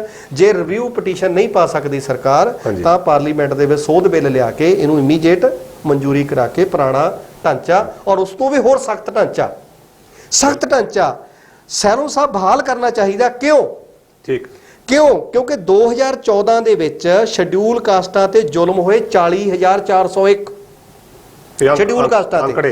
ਹਾਂ, ਸ਼ਡਿਊਲ ਟ੍ਰਾਈਬ ਦੇ ਨਹੀਂ, ਇਕੱਲੇ ਸ਼ਡਿਊਲ ਕਾਸਟ ਦੇ। 2015 ਦੇ ਵਿੱਚ 38,670। ਠੀਕ ਹੈ, ਥੋੜੀ ਜਿਹੀ ਗਿਰਾਵਟ ਆਈ, ਲੇਕਿਨ ਜਿਹੜੀ 2015 ਚ 15 ਦਾ ਜਿਹੜਾ ਮਾਮਲਾ 16 ਦੇ ਵਿੱਚ 5.5% ਵਧੋਤਰੀ ਹੋ ਗਈ, ਹੋਰ ਵੱਧ ਗਏ। ਔਰ 2017 ਦਾ ਅੰਕੜਾ ਆਣ ਦਿਓ, ਜਿਸ ਹਿਸਾਬ ਨਾਲ ਦੇਸ਼ ਦਾ ਮਾਹੌਲ ਹੈ, SC ST OBC ਮਾਈਨੋਰਿਟੀ ਸਿੱਖ ਮੁਸਲਮਾਨ ਤੇ ਜ਼ੁਲਮ ਹੋ ਰਹੇ ਆ, ਉਹਨਾਂ ਨੂੰ ਦੇਖ ਕੇ ਲੱਗਦਾ ਆ ਕਿ ਇਦਾਂ ਦੇ ਕਾਨੂੰਨਾਂ ਤੇ ਝੋਟੇ ਦਾ ਸਿੰਘ ਤੇ ਸ਼ੇਰ ਦਾ ਦੰਦ ਲੱਗਿਆ ਹੋਣਾ ਬੜਾ ਜ਼ਰੂਰੀ ਆ। ਸੁਪਰੀਮ ਕੋਰਟ, ਮਾਣਯੋਗ ਸੁਪਰੀਮ ਕੋਰਟ ਇਹਨਾਂ ਸਿੰਘਾਂ ਨੂੰ ਔਰ ਦੰਦਾਂ ਨੂੰ ਭੰਨੇ ਨਾ। ਦੇਖੋ ਇਹ ਗਿਣਤੀ ਵੱਧਦੀ ਜਾ ਰਹੀ ਆ, ਪਰ ਸਰਕਾਰ ਕਹਿੰਦੀ ਹੈ ਵੀ ਕਿਤੇ ਨਾ ਕਿਤੇ ਮਿਸਯੂਜ਼ ਹੋ ਰਿਹਾ। ਸ਼ਡਿਊਲ ਟ੍ਰਾਈਬ ਦੇ ਵਿੱਚ 2015 ਦੇ ਵਿੱਚ 6276 ਮਾਮਲੇ ਦਰਜ ਹੋਏ। 6276, ਠੀਕ ਆ, 2015 ਔਰ 2016 ਚ 6568 ਹੋਏ ਆ, ਪੌਣੇ 5% ਦਾ ਵਾਧਾ ਆ, 4.7% ਵਧੇ। ਠੀਕ ਆ, 4.7। ਔਰ ਜਿੱਥੇ ਬੀਜੇਪੀ ਦੀ ਸਰਕਾਰ ਹੈ ਉੱਥੇ ਵੱਧ ਹੋ ਰਿਹਾ। 2016 ਦਾ ਅੰਕੜਾ UP, Bihar, Rajasthan, schedule tribe, Madhya Pradesh, Rajasthan, ਇੱਥੇ ਸਾਰੀਆਂ ਜਗ੍ਹਾ ਤੇ ਬੀਜੇਪੀ ਦੀ ਗਵਰਨਮੈਂਟ ਆ ਔਰ ਇਹ ਪਹਿਲੇ ਦੂਜੇ ਨੰਬਰ ਤੇ ਸਟੇਟਾਂ ਨੇ ਜ਼ੁਲਮ ਕਰਨ ਦੇ ਮਾਮਲੇ 'ਚ। ਇਹਦਾ ਮਤਲਬ ਡਾਕਟਰ ਸਾਹਿਬ ਜਿਹੜਾ ਵੀ ਹੁਣ ਸੁਪਰੀਮ ਕੋਰਟ ਨੇ ਜੋ ਇਹ ਰੋਕ ਕੀਤੀ ਆ ਜੀ, ਜਾਂ ਸੋਧ ਕੀਤੀ ਆ ਜੀ, ਤੇ ਇਹਦੇ ਨਾਲ ਜਿਹੜੇ ਇਹ ਅੰਕੜੇ ਆ ਇਹ ਹੋਰ ਵਧਣ ਦੀ ਸੰਭਾਵਨਾ ਨਹੀਂ ਲੱਗਦੀ? ਇਹ ਤਾਂ ਬੁਰੀ ਤਰ੍ਹਾਂ ਨਾਲ ਇਹਦਾ ਵਾਧਾ ਹੋ ਰਿਹਾ। ਮੋਦੀ ਸਰਕਾਰ, ਬੀਜੇਪੀ ਸਰਕਾਰ ਗੁਜਰਾਤ ਮਾਡਲ ਨੂੰ ਸਾਲੋਂ ਸਾਲ ਫੋਲੋ ਕਰਦੀ ਹੈ। ਠੀਕ ਆ, Gujarat model conviction rate, arrest rate ਜਦੋਂ ਬਣਾਉਂਦੇ ਆ ਆਪਾਂ ਵੀ ਇਹ ਬੰਦਾ ਕਨਵਿਕਟਡ ਹੋ ਗਿਆ, ਉਹਦਾ ਜਿਹੜਾ ਰੇਟ ਹੈ ਉੱਥੋਂ ਦਾ ਉਹ 3.4% ਹੈ ਫॉर ਸ਼ਡਿਊਲ ਕਾਸਟ। ਠੀਕ ਹੈ, ਕਨਵਿਕਟਡ, ਦੋਸ਼ੀ ਬਣਾਉਣ ਦਾ, ਜਦੋਂ ਕਿ ਭਾਰਤ ਪੱਧਰ ਤੇ ਇਹ 28.4 ਹੈ। ਠੀਕ ਹੈ। ਔਰ ਸ਼ਡਿਊਲ ਟ੍ਰਾਈਬ ਦੇ ਮਾਮਲੇ ਦੇ ਵਿੱਚ 1.8% ਹੈ, ਜਦੋਂ ਕਿ ਪੂਰੇ ਭਾਰਤ ਵਿੱਚ 37.9 ਆ। ਵੀ ਜੇ SC ਤੇ ਜ਼ੁਲਮ ਹੋਵੇ ਤਾਂ ਜਿਹੜੇ ਗੁਜਰਾਤ ਵਿੱਚ ਕਨਵਿਕਸ਼ਨ ਰੇਟ ਹੈ ਉਹ 3.4% ਹੈ, ਜਦੋਂ ਕਿ ਪੂਰੇ ਇੰਡੀਆ 'ਚ 28.4% ਹੈ। ਘਟਿਆ, ਠੀਕ ਹੈ, ਇੰਨਾ ਘੱਟ ਹੈ ਗੁਜਰਾਤ ਮਾਡਲ। ਤਾਂ ਭਾਰਤ ਵਿੱਚ ਇਹ ਜਿਹੜਾ ਰੇਟ ਹੈ ਕਨਵਿਕਸ਼ਨ ਰੇਟ ਘਟਣਾ ਆ, ਜ਼ੁਲਮ ਅਤਿਆਚਾਰ ਵਧਣੇ ਆ। ਇਹਦੇ ਲਈ ਜਿਹੜਾ ਹੈਗਾ ਆ ਮਾਣਯੋਗ ਸੁਪਰੀਮ ਕੋਰਟ ਨੂੰ ਜਿਹੜਾ ਸਹੀ ਜਿਹੜਾ ਰੋਲ ਹੈ ਉਹਨੂੰ ਯੂਨੀਵਰਸਲ ਹਾਲਾਤਾਂ ਨੂੰ ਨਾ ਮੱਦੇ ਨਜ਼ਰ ਰੱਖਦੇ ਹੋਏ ਕਿ ਯੂਐਨਓ ਕਿਆ ਕਹਿੰਦਾ ਕਿ ਵੱਖ-ਵੱਖ ਆਏ ਹੋਏ ਫੈਸਲਿਆਂ ਦੇ ਵਿੱਚ ਆਰਟੀਕਲ 14 ਦੀਆਂ, ਆਰਟੀਕਲ 21 ਦੀਆਂ ਧਾਰਾਵਾਂ ਕਿਆ ਕਹਿੰਦੀਆਂ ਵੱਖ-ਵੱਖ ਫੈਸਲਿਆਂ 'ਚ, ਉਹਨੂੰ ਨਾ ਮੰਨ ਕੇ SC ST ਜਿਹੜਾ ਪ੍ਰੀਵੈਂਸ਼ਨ ਆਫ ਐਟਰੋਸਿਟੀ ਐਕਟ ਹੈ ਇਹਨੂੰ ਇੱਕ ਸਪੈਸ਼ਲ ਹਦਾਇਤ ਮੰਨ ਕੇ ਇਹਦੇ ਤੇ ਇਹ ਜਿਹੜੇ ਸਿੰਘ ਔਰ ਦੰਦ ਹੈ ਕੈਮਰੇ ਨੇ ਚਾਹੀਦੇ ਆ। ਇਹਦਾ ਮਤਲਬ ਡਾਕਟਰ ਸਾਹਿਬ ਇਸ ਵੇਲੇ ਜਿਹੜੀ ਸਥਿਤੀ ਖੜੀ ਆ ਜੀ, ਇਹ ਜਾਂ ਤਾਂ ਖੜੀ ਪਾਰਲੀਮੈਂਟ ਦੇ ਉੱਤੇ ਜੀ, ਕਿਉਂਕਿ ਪਾਰਲੀਮੈਂਟ ਕੋਈ ਇਦਾਂ ਦਾ ਪ੍ਰਾਵਧਾਨ ਕਰ ਲਵੇ ਜੀ ਤੇ ਜਿਹੜੇ ਅਸੀਂ ਇਹਦੇ ਵਿੱਚ ਸੋਧ ਹੋ ਸਕੇ ਜੀ ਜਾਂ ਫਿਰ ਜਿਹੜੀ ਸਰਕਾਰ ਮਾਨਯੋਗ ਸੁਪਰੀਮ ਕੋਰਟ ਨੂੰ ਇਹ ਦੁਬਾਰਾ ਕੋਈ ਐਪਲੀਕੇਸ਼ਨ ਦਾਇਰ ਕਰੇ ਜੀ। ਜਾਂ ਕੇਸ ਦਾਇਰ ਕਰੇ ਜਾਂ ਆਪਣਾ ਪੱਖ ਰੱਖੇ ਜੀ ਵੀ ਇਹਦੇ ਵਿੱਚ ਜਿਹੜੀ ਸੋਧ ਆ ਇਹਨੂੰ ਕੁਝ ਨਰਮ ਕੀਤਾ ਜਾ ਸਕੇ ਜੀ ਕਿਉਂਕਿ ਆਮ ਤੌਰ ਤੇ ਹੁੰਦਾ ਵੀ ਜੇ ਆਪਣਾ ਕੋਈ ਸਰਕਾਰ ਕੋਈ ਫੈਸਲਾ ਕਰਦੀ ਆ ਜੀ। ਆਪਾਂ ਜਾਂ ਕੋਈ ਕੋਰਟ ਦੇ ਵਿੱਚ ਸਹਾਰਾ ਲੈਂਦੇ ਆ ਜੀ ਪਰ ਹੁਣ ਜਿਹੜਾ ਇਹ ਕੀਤਾ ਮਾਨਯੋਗ ਸੁਪਰੀਮ ਕੋਰਟ ਨੇ ਜੀ ਤਾਂ ਕਿਤੇ ਆਮ ਲੋਕ ਜਿਹੜੇ ਆ ਉਹ ਇਹ ਕਿਤੇ ਖੜ ਨਹੀਂ ਸਕਦੇ ਜੀ। ਹੁਣ ਇਦਾਂ ਦੀ ਸਥਿਤੀ ਦੇ ਵਿੱਚ ਜੀ ਜਿਹੜੇ ਐਸਸੀ ਵਰਗ ਦੇ ਜਾਂ ਐਸਟੀ ਵਰਗ ਦੇ ਜੀ ਨਾਲ ਸੰਬੰਧਤ ਸਾਡੇ ਮੈਂਬਰ ਪਾਰਲੀਮੈਂਟ ਆ ਜੀ ਜਾਂ ਇਹ ਵਿਧਾਇਕ ਆ ਜੀ ਤੇ ਇਹ ਆਪਣਾ ਕੀ ਰੋਲ ਨਿਭਾ ਰਹੇ ਆ ਜਿਹੜੇ ਸਪੈਸ਼ਲੀ ਮਤਲਬ ਇਸ ਵਰਗ ਦੇ ਨਾਲ ਜਿਹੜੇ ਸੰਬੰਧਤ ਹੈ ਜੀ ਦੇਖੋ ਰਾਜਨੀਤੀ ਦੇ ਵਿੱਚ ਸੱਤਾਧਾਰੀ ਧਿਰ ਦੀ ਹਮੇਸ਼ਾ ਇੱਕ ਵਿਰੋਧੀ ਧਿਰ ਹੁੰਦੀ ਹੈ ਠੀਕ ਹੈ ਬਿਲਕੁਲ ਜੇ ਅਸੀਂ ਸੱਤਾਧਾਰੀ ਅੱਜ ਸਭ ਤੋਂ ਵੱਧ ਜਿਹੜੇ ਰਿਜ਼ਰਵ ਦੇ ਐਸਸੀ ਐਸਟੀ ਦੇ ਐਮਪੀ ਐਮਐਲਏ ਆ ਉਹ ਸਭ ਤੋਂ ਵੱਧ ਭਾਰਤੀ ਜਨਤਾ ਪਾਰਟੀ ਕੋਲ ਹੈ ਬਿਲਕੁਲ ਔਰ ਭਾਰਤੀ ਜਨਤਾ ਪਾਰਟੀ ਨੇ ਸਾਰਿਆਂ ਦੇ ਮੂੰਹ ਤੇ ਜਿੰਦੇ ਲਾਏ ਹੋਏ ਆ ਠੀਕ ਹੈ ਕਿ ਬੋਲਣਾ ਨਹੀਂ ਕੁਸਕਣਾ ਨਹੀਂ ਠੀਕ ਹੈ ਦੂਜੇ ਨੰਬਰ ਤੇ ਆ ਜਾਂਦੀ ਹੈ ਕਾਂਗਰਸ ਪਾਰਟੀ ਕਾਂਗਰਸ ਪਾਰਟੀ ਨੇ ਬਕਾਇਦਾ ਜਿਹੜਾ ਆ ਇਸ ਕੇਸ ਦੇ ਹੱਕ ਦੇ ਵਿੱਚ ਮਾਨਯੋਗ ਸੁਪਰੀਮ ਕੋਰਟ ਦਾ ਜੋ ਫੈਸਲਾ ਆਇਆ ਉਹਨੂੰ ਸੋਧਣ ਦੇ ਹੱਕ ਵਿੱਚ ਔਰ ਭਾਰਤੀ ਜਨਤਾ ਪਾਰਟੀ ਦੀ ਨਿਕੰਮੀ ਕਾਰਗੁਜ਼ਾਰੀ ਦੇ ਵਿੱਚ ਉਹਨਾਂ ਨੇ ਇੱਕ ਆਪਣਾ ਪੱਖ ਰੱਖਿਆ ਕਿ ਕਾਰਗੁਜ਼ਾਰੀ ਭਾਰਤੀ ਜਨਤਾ ਪਾਰਟੀ ਦੀ ਨਿਕੰਮੀ ਸੀ ਠੀਕ ਹੈ ਦੂਜੇ ਨੰਬਰ ਤੇ ਜਿਹੜੀ ਨੈਸ਼ਨਲ ਪਾਰਟੀ ਆ ਕਾਂਗਰਸ ਤੋਂ ਬਾਅਦ ਉਹ ਬਹੁਜਨ ਸਮਾਜ ਪਾਰਟੀ ਆ ਜਿਹਦੇ ਵਿੱਚ ਭੈਣ ਕੁਮਾਰੀ ਮਾਇਆਵਤੀ ਜੀ ਨੇ ਬਕਾਇਦਾ ਉਹਦਾ ਪੱਖ ਰੱਖਿਆ ਕਿ ਜਿਹੜਾ ਪੁਰਾਣਾ ਜਿਹੜਾ 89 ਦਾ ਜਿਹੜਾ ਐਕਟ ਵਾ ਉਹ ਉਸੇ ਰੂਪ ਵਿੱਚ ਉਹ ਬਹਾਲ ਹੋਣਾ ਚਾਹੀਦਾ ਆ ਉਹਦੇ ਵਿੱਚ ਰਿਵਿਊ ਪਟੀਸ਼ਨ ਪਾਵੇ ਜਾਂ ਸੋਧ ਬਿੱਲ ਲਿਆਵੇ ਠੀਕ ਹੈ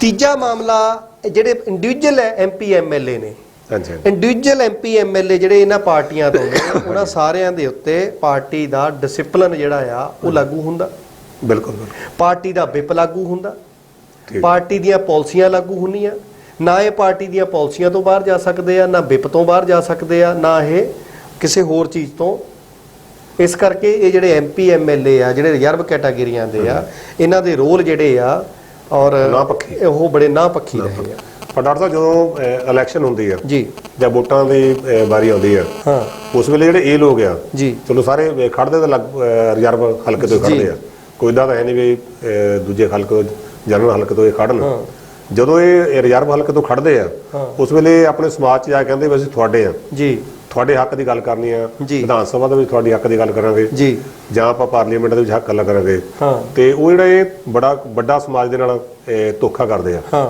ਤੇ ਇਹਦੇ ਸੰਬੰਧ ਵਿੱਚ ਤੁਹਾਡਾ ਕੀ ਖਿਆਲ ਹੈ ਜਿੰਨੇ ਐਮਪੀ ਐਮਐਲਏ ਵੱਖ-ਵੱਖ ਪਾਰਟੀਆਂ ਤੋਂ ਜਾਂਦੇ ਨੇ ਰਿਜ਼ਰਵ ਸੀਟਾਂ ਤੋਂ ਉਹ ਤੁਹਾਡੀ ਸਾਲੋਂ ਸਾਹਿਬ ਬਿਲਕੁਲ ਗੱਲ ਸਹੀ ਆ ਇਹ ਲੋਕਾਂ 'ਚ ਜਦੋਂ ਵਿਚਰਦੇ ਨੇ ਚਾਹ ਦਾ ਕੱਪ ਪੀਂਦੇ ਨੇ ਬਿਸਕੁਟ ਖਾਂਦੇ ਨੇ ਭੁਜੀਆ ਖਾਂਦੇ ਨੇ ਇਹ ਅੰਦਰ ਬੈਠ ਕੇ ਕਹਿੰਦੇ ਨੇ ਸਾਲੋਂ ਸਾਹਿਬ ਅਸੀਂ ਤਾਂ ਤੁਹਾਡੇ ਹੀ ਆ ਤੁਹਾਡੇ ਬਿਲਕੁਲ ਜੇ ਤੁਹਾਡੇ ਆ ਸਮਾਜ ਦੇ ਆ ਤਾਂ ਇਹ ਦੱਸਣ ਕਿ ਸਮਾਜ ਦਾ ਵੱਖ-ਵੱਖ ਸਟੇਟਾਂ 'ਚ ਬੈਕਲੌਗ ਹਰ ਨੌਕਰੀਆਂ ਦਾ ਪਿਆ ਇਹਨਾਂ ਨੇ ਕਿੰਨਾ ਲਾਗੂ ਕੀਤਾ ਸਮਾਜ ਦੇ ਮੁਲਾਜ਼ਮਾਂ ਦੀ 85ਵੀਂ ਸੋਧ ਵੱਖ-ਵੱਖ ਸਟੇਟਾਂ 'ਚ ਇਦਾਂ ਹੀ ਪਈ ਉਹ 'ਚ ਕਿਆ ਬੋਲੇ ਇਹ ਕਿਆ ਕੀਤਾ ਇਹਨਾਂ ਨੇ ਵਿਧਾਨ ਸਭਾ ਦੇ ਵਿੱਚ ਪਾਰਲੀਮੈਂਟ ਦੇ ਵਿੱਚ ਰਿਜ਼ਰਵੇਸ਼ਨ ਐਕਟ ਦੇ ਉੱਤੇ ਕਿਆ ਬੋਲਦੇ ਆ ਰਿਜ਼ਰਵੇਸ਼ਨ ਐਕਟ 9ਵੇਂ ਸ਼ਡਿਊਲ 'ਚ ਹੋਣਾ ਚਾਹੀਦਾ ਉਹਦੇ ਲਈ ਪਿਛਲੇ 50 ਸਾਲਾਂ ਦੇ ਵਿੱਚ ਐਮਪੀ ਐਮਐਲਏ ਵਿਧਾਨ ਸਭਾ ਔਰ ਪਾਰਲੀਮੈਂਟ 'ਚ ਕਿਆ ਬੋਲੇ ਇਹ ਕਦੀ ਨਹੀਂ ਬੋਲਦੇ ਠੀਕ ਔਰ ਜਿਹੜੀ ਸਕਾਲਰਸ਼ਿਪ ਹੈ ਐਸਸੀ ਐਸਟੀ ਦੀ ਪੋਸਟ ਮੈਟ੍ਰਿਕ ਔਰ ਪ੍ਰੀ ਬਿਲਕੁਲ ਉਹਦੇ ਵਿੱਚ ਕਦੇ ਨਹੀਂ ਬੋਲੇ ਕਦੀ ਨਹੀਂ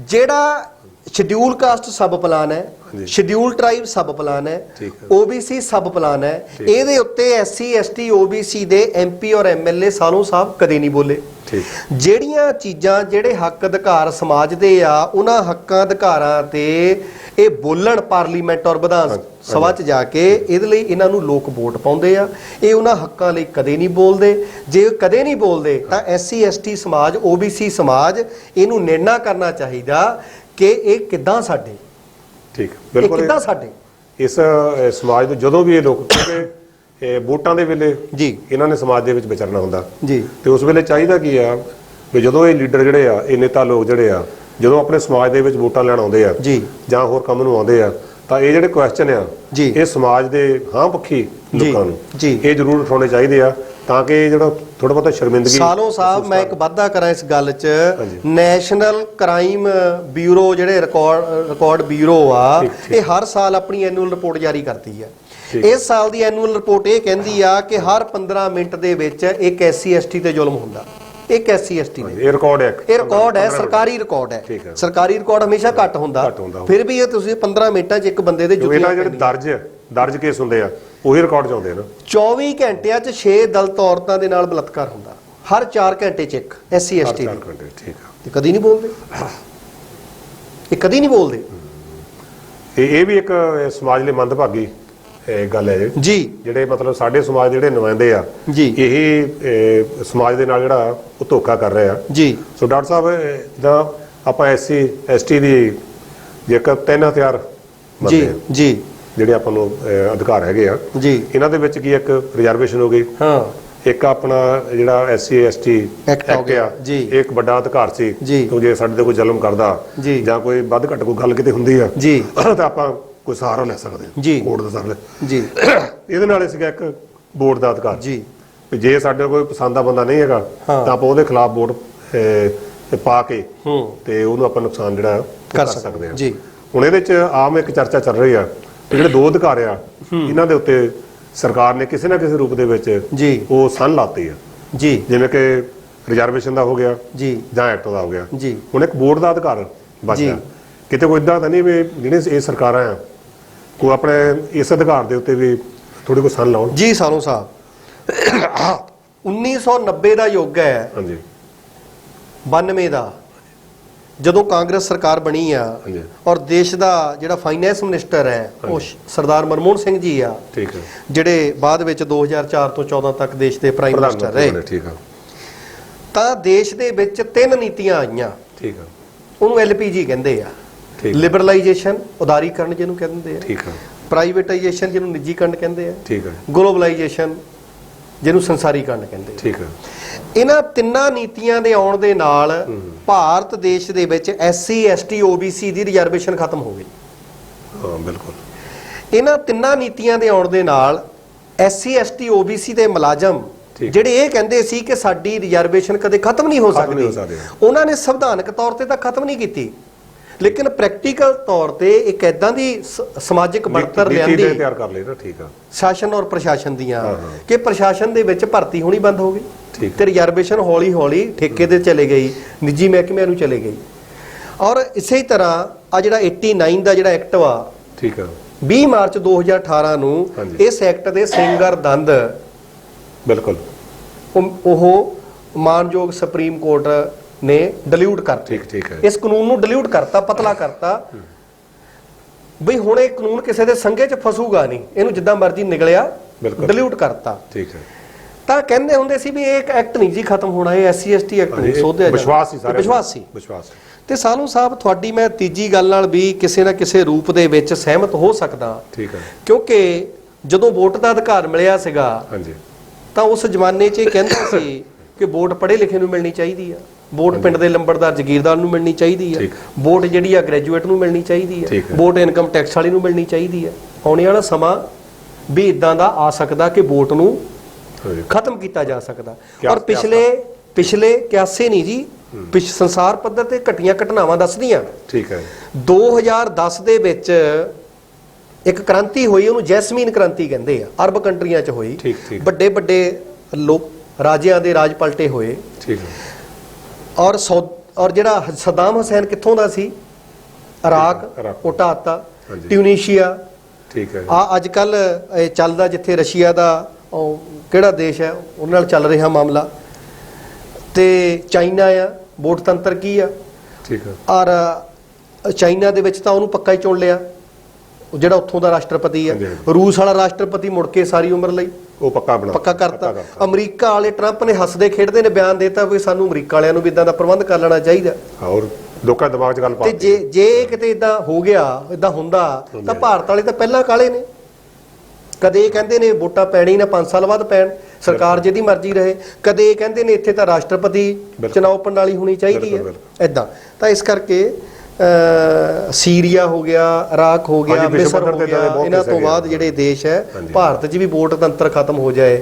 ਜਿਸ ਤਰੀਕੇ ਨਾਲ ਦੇਸ਼ ਦਾ ਜਿਹੜਾ ਸੱਜੇ ਪੱਖੀ ਲੋਕ ਨੇ, RSS ਹੈ, ਸੰਘ ਹੈ, ਇਹ ਚੁਣੌਤੀ ਦਿੰਦੇ ਨੇ ਕਿ 3 ਦਿਨਾਂ 'ਚ ਅਸੀਂ ਆਰਮੀ ਖੜੀ ਕਰ ਸਕਦੇ ਹਾਂ, ਆਰਮੀ ਦੇ ਬਰਾਬਰ। ਪੈਰਲਰ ਉਹਦੇ ਪਹਿਲਰ ਤੇ ਜੇ ਭਾਰਤ ਦਾ ਪ੍ਰਧਾਨ ਮੰਤਰੀ ਮੈਂ ਹੁੰਦਾ ਤਾਂ ਮੈਂ ਦੇਸ਼ ਧਰੋਹ ਦਾ ਮੁਕੱਦਮਾ ਦਰਜ ਕਰਕੇ ਅੰਦਰ ਛੱਡ ਦਿੰਦਾ। ਹਾਂ ਉਹ ਫਿਰ ਆਪਾਂ ਆਪਣੇ ਤੇ ਕਰਦੇ, ਕਿਉਂਕਿ ਅਸੀਂ ਆਪਣੀ ਆਰਮੀ ਨੂੰ ਚੁਣੌਤੀ ਖੁਦ ਦੇ ਰਹੇ ਹਾਂ। ਹਾਂਜੀ ਹਾਂਜੀ ਤੇ ਜਿਹੜਾ ਸਾਡੀ ਆਰਮੀ ਨੂੰ ਚੁਣੌਤੀ ਦੇਵੇ, ਹਾਂ ਠੀਕ ਆ, ਉਹ ਦੇਸ਼ ਧਰੋਹੀ ਬਣਦਾ। ਇਸ ਕਰਕੇ ਉਹ ਦੇਸ਼ ਦਾ ਮਾਹੌਲ ਬਣਾ ਰਹੇ ਨੇ ਕਿ ਹੌਲੀ ਹੌਲੀ ਆਰਮੀ ਆਪਣੀ ਖੜੀ ਕਰਨਗੇ, ਡਿਕਟੇਟਰਸ਼ਿਪ ਲਿਆਣਗੇ, ਵੋਟ ਖਤਮ ਹੋ ਸਕਦੀ ਹੈ ਜੀ।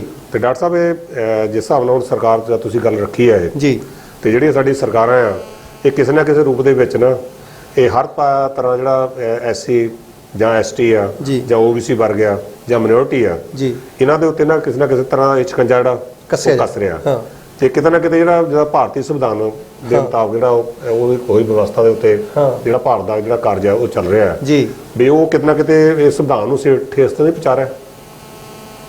ਦੇਖੋ ਸੰਵਿਧਾਨਿਕ ਢਾਂਚੇ ਨੂੰ ਠੇਸ ਕੀ, ਇਹ ਤਾਂ ਸੰਵਿਧਾਨ ਨੂੰ ਮੰਨਦੇ ਨਹੀਂ ਸੀਗੇ। ਜਦੋਂ 1946 ਦੇ ਵਿੱਚ ਸੰਵਿਧਾਨ ਸਭਾ ਬਣੀ ਆ, ਵੋਟਾਂ ਪੈਣ ਦੀ ਗੱਲ ਆਈ, ਅੰਗਰੇਜ਼ ਕਹਿੰਦੇ ਆਪਣਾ ਸੰਵਿਧਾਨ ਲਿਖੋ, ਇਹ ਕਹਿੰਦੇ ਸੀ ਸਾਨੂੰ ਸੰਵਿਧਾਨ ਲਿਖਣ ਦੀ ਲੋੜ ਨਹੀਂ, ਸਾਡੇ ਕੋਲ ਮਨੁਸਮ੍ਰਿਤੀ ਹੈਗੀ ਆ। ਹਾਂ ਉਹਨੂੰ ਮੰਨਦੇ ਸੀ, ਉਹ ਮਨੁਸਮ੍ਰਿਤੀ ਨੂੰ ਮੰਨਦੇ ਸੀ। ਠੀਕ ਆ। ਤੇ ਆਉਣੇ ਵਾਲੇ ਸਮੇਂ 'ਚ ਵੀ ਪੰਜਾਬ ਕੇਸਰੀ 'ਚ ਪਿਛਲੇ ਸਮੇਂ 'ਚ ਖਬਰ ਲੱਗੀ ਸੀ ਕਿ ਮਨੁਸਮ੍ਰਿਤੀ ਆਉਣੇ ਵਾਲੇ 50 ਸਾਲਾਂ 'ਚ ਲਿਖੀ ਜਾਏਗੀ। ਠੀਕ ਆ। ਔਰ ਮੇਰੇ ਕੋਲ ਅਲੱਗ-ਅਲੱਗ ਕਿਸੇ ਨੇ ਅਲੱਗ ਚਰਚਾ ਕਰਾਂਗੇ, ਮੇਰੇ ਕੋਲ ਤਾਂ ਅਲੱਗ-ਅਲੱਗ ਜਿਹੜੇ ਮੌਜੂਦਾ ਇਨਸਾਨ ਨੇ, ਮੋਹਨ ਭਾਗਵਤ ਜੀ ਦਾ ਵੀ ਬਿਆਨ ਹੈ ਉਹਦੇ 'ਚ ਕਿ ਮਨੁਸਮ੍ਰਿਤੀ ਦੇਸ਼ ਦਾ ਸਭ ਤੋਂ ਵਧੀਆ ਕਾਨੂੰਨ ਹੈ। ਇਦਾਂ ਦੇ ਮੇਰੇ ਕੋਲ ਬਹੁਤ ਸਾਰੇ ਬਿਆਨ ਪਏ ਨੇ ਇਹਨਾਂ ਦੇ। ਠੀਕ ਹੈ। ਔਰ ਕਿੱਥੇ-ਕਿੱਥੇ ਬੋਲਿਆ ਨੂੰ ਪੂਰਾ ਮੇਰੇ ਕੋਲ ਵੇਰਵਾ ਕਿਤੇ ਰੱਖਾਂਗੇ ਕਾਸ਼ੀ ਟੀਵੀ ਦੇ। ਚਲੋ ਇਹ ਇਦਾਂ ਦੀ ਜਿਹੜੀ ਗੱਲ ਹੈ ਉਹ ਇਹ ਦਰਸ਼ਕਾਂ ਦੇ ਵਿੱਚ ਆਉਣੀ ਚਾਹੀਦੀ, ਚਰਚਾ ਦੇ ਵਿੱਚ ਆਉਣੀ ਚਾਹੀਦੀ ਆ, ਕਿਉਂਕਿ ਬਹੁਤ ਸਾਰੇ ਦਰਸ਼ਕਾਂ ਨੂੰ ਜੀ ਇਹਨਾਂ ਗੱਲਾਂ ਦਾ ਜਿਹੜਾ ਉਹ ਨਹੀਂ ਗਿਆਨ ਹੈਗਾ, ਨਹੀਂ ਪਤਾ, ਕਿਉਂਕਿ ਇਦਾਂ ਦੀ ਚਰਚਾ ਹੁੰਦੀ ਰਹੇ ਤਾਂ ਇਹਨਾਂ ਦਾ ਗੱਲਾਂ ਜਿਹੜਾ ਉਹ ਵਿਖਿਆਨ ਹੈ ਲੋਕਾਂ ਦੇ ਵਿੱਚ ਜਿਹੜੀ ਆ ਉਹ ਗੱਲ ਜਾਂਦੇ ਆ। ਹੁਣ ਡਾਕਟਰ ਸਾਹਿਬ ਜਿੱਦਾਂ ਆਪਾਂ ਨਿਆਂਪਾਲਿਕਾ ਦੀ ਗੱਲ ਲੈ ਲੈਂਦੇ ਆ ਜਾਂ ਵਿਧਾਨ ਪਾਲਿਕਾ ਦੀ ਗੱਲ ਲੈਂਦੇ ਆ ਜਾਂ ਕਾਰਜਪਾਲਿਕਾ ਦੀ ਗੱਲ ਲੈਂਦੇ ਆ ਜਾਂ ਮੀਡੀਆ ਨੂੰ ਵੀ ਆਪਾਂ ਇਹ 'ਚ ਗਿਣਦੇ ਆ, ਤੇ ਮਤਲਬ ਕਿਸੇ ਨਾ ਕਿਸੇ ਤਰ੍ਹਾਂ ਇਹ ਤਾਂ ਜਦੋਂ ਚਰਚਾ ਚੱਲਦੀ ਰਹਿੰਦੀ ਆ। ਜਿੱਦਾਂ ਪਹਿਲਾਂ ਆਪਾਂ ਗੱਲ ਕੀਤੀ ਆ, ਤੁਸੀਂ ਵੀ ਆਪਣੀ ਗੱਲ ਰੱਖੀ ਆ ਵੀ ਕਿਸੇ ਨਾ ਕਿਸੇ ਤਰ੍ਹਾਂ ਸਾਡੇ ਹੱਕਾਂ ਤੇ ਜਿਹੜਾ ਜਾਂ ਇਸ ਪਿਛਲੇ ਵਰਗ ਦੇ ਉੱਤੇ ਇਹ ਡਾਕਾ ਵੱਜਦਾ ਆ ਜੀ। ਤੇ ਇਹ ਪਿਛਲੇ ਇੱਕ ਕਿਸਮ ਦੇ ਲੰਬੇ ਸਮੇਂ ਤੋਂ ਇਦਾਂ ਦੀ ਗੱਲ ਚੱਲੀ ਜਾਂਦੀ ਆ, ਇਹ ਜ਼ੁਲਮ ਵੀ ਚੱਲੀ ਜਾਂਦੇ ਆ, ਤੇ ਕਿਤੇ ਕੋਈ ਇਦਾਂ ਦੀ ਗੱਲ ਨਹੀਂ ਹੈ ਕੋਈ ਜਿਹਦਾ ਕੋਈ ਸਥਾਈ ਜਿਹੜਾ ਹੱਲ ਆ ਉਹ ਨਿਕਲ ਸਕੇ ਤਾਂ ਕਿ ਇੱਕ ਬਰਾਬਰਤਾ ਵਾਲਾ ਬਿਲਕੁਲ ਭਾਰਤੀ ਸੰਵਿਧਾਨ ਦੇ ਵਿੱਚ ਬਾਬਾ ਸਾਹਿਬ ਡਾਕਟਰ ਅੰਬੇਡਕਰ ਨੇ ਸਾਨੂੰ ਅਧਿਕਾਰ ਦਿੱਤਾ ਆ ਜੀ, ਤੇ ਉਹ ਆਪਾਂ ਸਾਰੇ ਉਹਦਾ ਸੁੱਖ ਮਾਣ ਸਕਣ ਜੀ। ਬਿਲਕੁਲ ਸਾਨੂੰ ਸਾਹਿਬ ਬਾਬਾ ਸਾਹਿਬ ਅੰਬੇਡਕਰ 26 ਜਨਵਰੀ 1950 ਨੂੰ ਪਾਰਲੀਮੈਂਟ ਦੇ ਅੰਦਰ ਜਦੋਂ ਸੰਵਿਧਾਨ ਲਾਗੂ ਹੋਇਆ ਇਹ ਬਿਆਨ ਦਿੰਦੇ ਆ ਕਿ ਅੱਜ ਤੋਂ ਬਾਅਦ ਭਾਰਤ ਦੇ ਲੋਕ ਦੋਹਰੇ ਯੁੱਗ ਵਿੱਚ ਪ੍ਰਵੇਸ਼ ਕਰ ਰਹੇ ਆ। ਠੀਕ ਹੈ। ਰਾਜਨੀਤੀ ਤੌਰ ਤੇ ਅਸੀਂ ਸਮਾਨ ਯੁੱਗ ਵਿੱਚ ਹੋਵਾਂਗੇ, ਸਮਾਜਿਕ ਤੇ ਆਰਥਿਕ ਪੱਧਰ ਤੇ ਅਸੀਂ ਗੈਰ ਬਰਾਬਰੀ ਦੇ ਯੁੱਗ ਵਿੱਚ ਹੋਵਾਂਗੇ। ਅੱਜ ਬਾਦਲ ਦੀ ਵੋਟ ਹਾਂਜੀ ਔਰ ਜਸਵੀਰ ਸਿੰਘ ਦੀ ਵੋਟ ਦਾ ਮੁੱਲ ਇੱਕ ਹੈ ਬਿਲਕੁਲ। ਅੱਜ ਕੈਪਟਨ ਦੀ ਵੋਟ ਤੇ ਸਾਲੂ ਸਾਹਿਬ ਦੀ ਵੋਟ ਦਾ ਮੁੱਲ ਇਹ ਰਾਜਨੀਤਿਕ ਤੌਰ ਤੇ ਬਰਾਬਰੀ ਹੈ, ਬਰਾਬਰ ਹੈ, ਬਿਲਕੁਲ ਬਰਾਬਰ ਹੈ। ਲੇਕਿਨ ਜੋ ਬਾਦਲ ਕੋਲ ਕਿੱਲੇ ਕੋਠੀਆਂ ਹੋਟਲ ਨੇ ਉਹ ਜਸਵੀਰ ਸਿੰਘ ਕੋਲ ਨਹੀਂ ਹੈ, ਇਹ ਆਰਥਿਕ ਤੌਰ ਤੇ ਗੈਰ ਬਰਾਬਰੀ ਹੈ। ਜੋ ਬਾਦਲ ਦਾ ਸਮਾਜਿਕ ਰੁਤਬਾ, ਜੋ ਮੋਦੀ ਦਾ ਸਮਾਜਿਕ ਰੁਤਬਾ, ਜੋ ਭਾਗਵਤ ਦਾ ਸਮਾਜਿਕ ਰੁਤਬਾ ਉਹ ਜਸਵੀਰ ਸਿੰਘ ਦਾ ਨਹੀਂ ਹੈ, ਕਿਉਂਕਿ ਜਸਵੀਰ ਸਿੰਘ ਇੱਕ ਛੂਤ ਦੇ ਘਰ ਪੈਦਾ ਹੋਇਆ, ਇਹ ਸਮਾਜ ਦੀਆਂ ਉੱਚੀਆਂ ਜਾਤੀਆਂ ਵਿੱਚ ਪੈਦਾ ਹੋਇਆ। ਔਰ ਅੱਜ ਵੀ ਇਹ ਊਚ ਨੀਚ ਕਾਇਮ ਹੈ। ਇਸ ਬਾਬਾ ਸਾਹਿਬ ਅੰਬੇਡਕਰ ਫਿਰ ਕਹਿੰਦੇ ਆ ਕਿ ਜੇ ਇਹ ਗੈਰ ਬਰਾਬਰਤਾ ਆਰਥਿਕ ਔਰ ਸਮਾਜਿਕ ਤੌਰ ਤੇ ਖਤਮ ਨਾ ਕੀਤੀ ਗਈ ਤਾਂ ਭਾਰਤ ਦੇ ਲੋਕ ਇਸ ਸੰਵਿਧਾਨ ਨੂੰ ਅੱਗ ਲਾ ਕੇ ਫੂਕ ਦੇਣਗੇ। ਔਰ ਇਹ ਜਿਹੜਾ ਸਮਾਂ ਆ ਹਾਂਜੀ ਜੇ ਜਿੱਦਾਂ ਜਿੱਦਾਂ ਜਾਗਰੂਕਤਾ ਵਧਣੀ ਆ ਬਿਲਕੁਲ ਇਹ ਉਧਰ ਨੂੰ ਵਧਣਾ ਆ। ਠੀਕ ਹੈ, ਉਧਰ ਨੂੰ ਵਧਣਾ ਆ। ਔਰ ਭਾਰਤ ਦੇ ਲੋਕਾਂ ਨੇ ਜਿੱਦਣ ਇਕੱਠੇ ਹੋਣਾ ਆ, ਇਹਨਾਂ ਨੂੰ ਭੱਜਣ ਨੂੰ ਸੜਕਾਂ ਨਹੀਂ ਮਿਲਣੀਆਂ ਹੈਗੀਆਂ ਕਿ ਭੱਜਣਾ ਕਿੱਥੇ ਨੂੰ ਆ। ਇਹ ਸੋਚਦੇ ਹੋਣਗੇ ਕਿ ਘਰਾਂ ਤੇ ਹੈਲੀਕਾਪਟਰ ਖੜਾ ਕਰ ਲਾਂਗੇ, ਹਵਾਈ ਅੱਡਿਆਂ 'ਚ ਭੱਜਾਂਗੇ। ਉਹਨਾਂ ਹਵਾਈ ਅੱਡਿਆਂ ਨੂੰ ਸੜਕਾਂ ਵੀ ਭਾਰਤ ਦੇ ਲੋਕ ਘੇਰ ਕੇ ਇਹਨਾਂ ਨੂੰ ਇਹਨਾਂ ਦਾ ਤੀਲਾ ਜੇ ਇਹ ਗੈਰ ਬਰਾਬਰਤਾ ਖਤਮ ਨਾ ਕੀਤੀ ਸਮਾਜਿਕ ਔਰ ਆਰਥਿਕ ਤੌਰ ਤੇ। ਔਰ ਆਰਥਿਕ ਤੌਰ ਤੇ ਗੈਰ ਬਰਾਬਰਤਾ ਕਿੰਨੀ ਆ, ਆਕਸਫੈਮ ਕਹਿੰਦਾ ਭਾਰਤ ਦੇ 1% ਲੋਕਾਂ ਕੋਲ 73% ਧਨ ਹੈ। 1% ਕੋਲ। ਇਹ 2017 ਦਾ, ਠੀਕ ਹੈ, 17-18 ਦਾ। ਜਿਹੜਾ 16-17 ਦਾ ਉਹ ਇਹ ਆ 1% ਲੋਕਾਂ ਦੇ ਕੋਲ ਭਾਰਤ ਦਾ 60% ਧਨ ਹੈ। 60% ਇੱਕ ਸਾਲ ਦੇ ਵਿੱਚ 73 ਹੋ ਗਿਆ। 73 ਹੋ ਗਿਆ, ਠੀਕ ਹੈ। ਇਹ ਇੰਨੀ ਗੈਰ ਬਰਾਬਰਤਾ ਤੇਜ਼ੀ ਨਾਲ ਵੱਧ ਰਹੀ ਆ।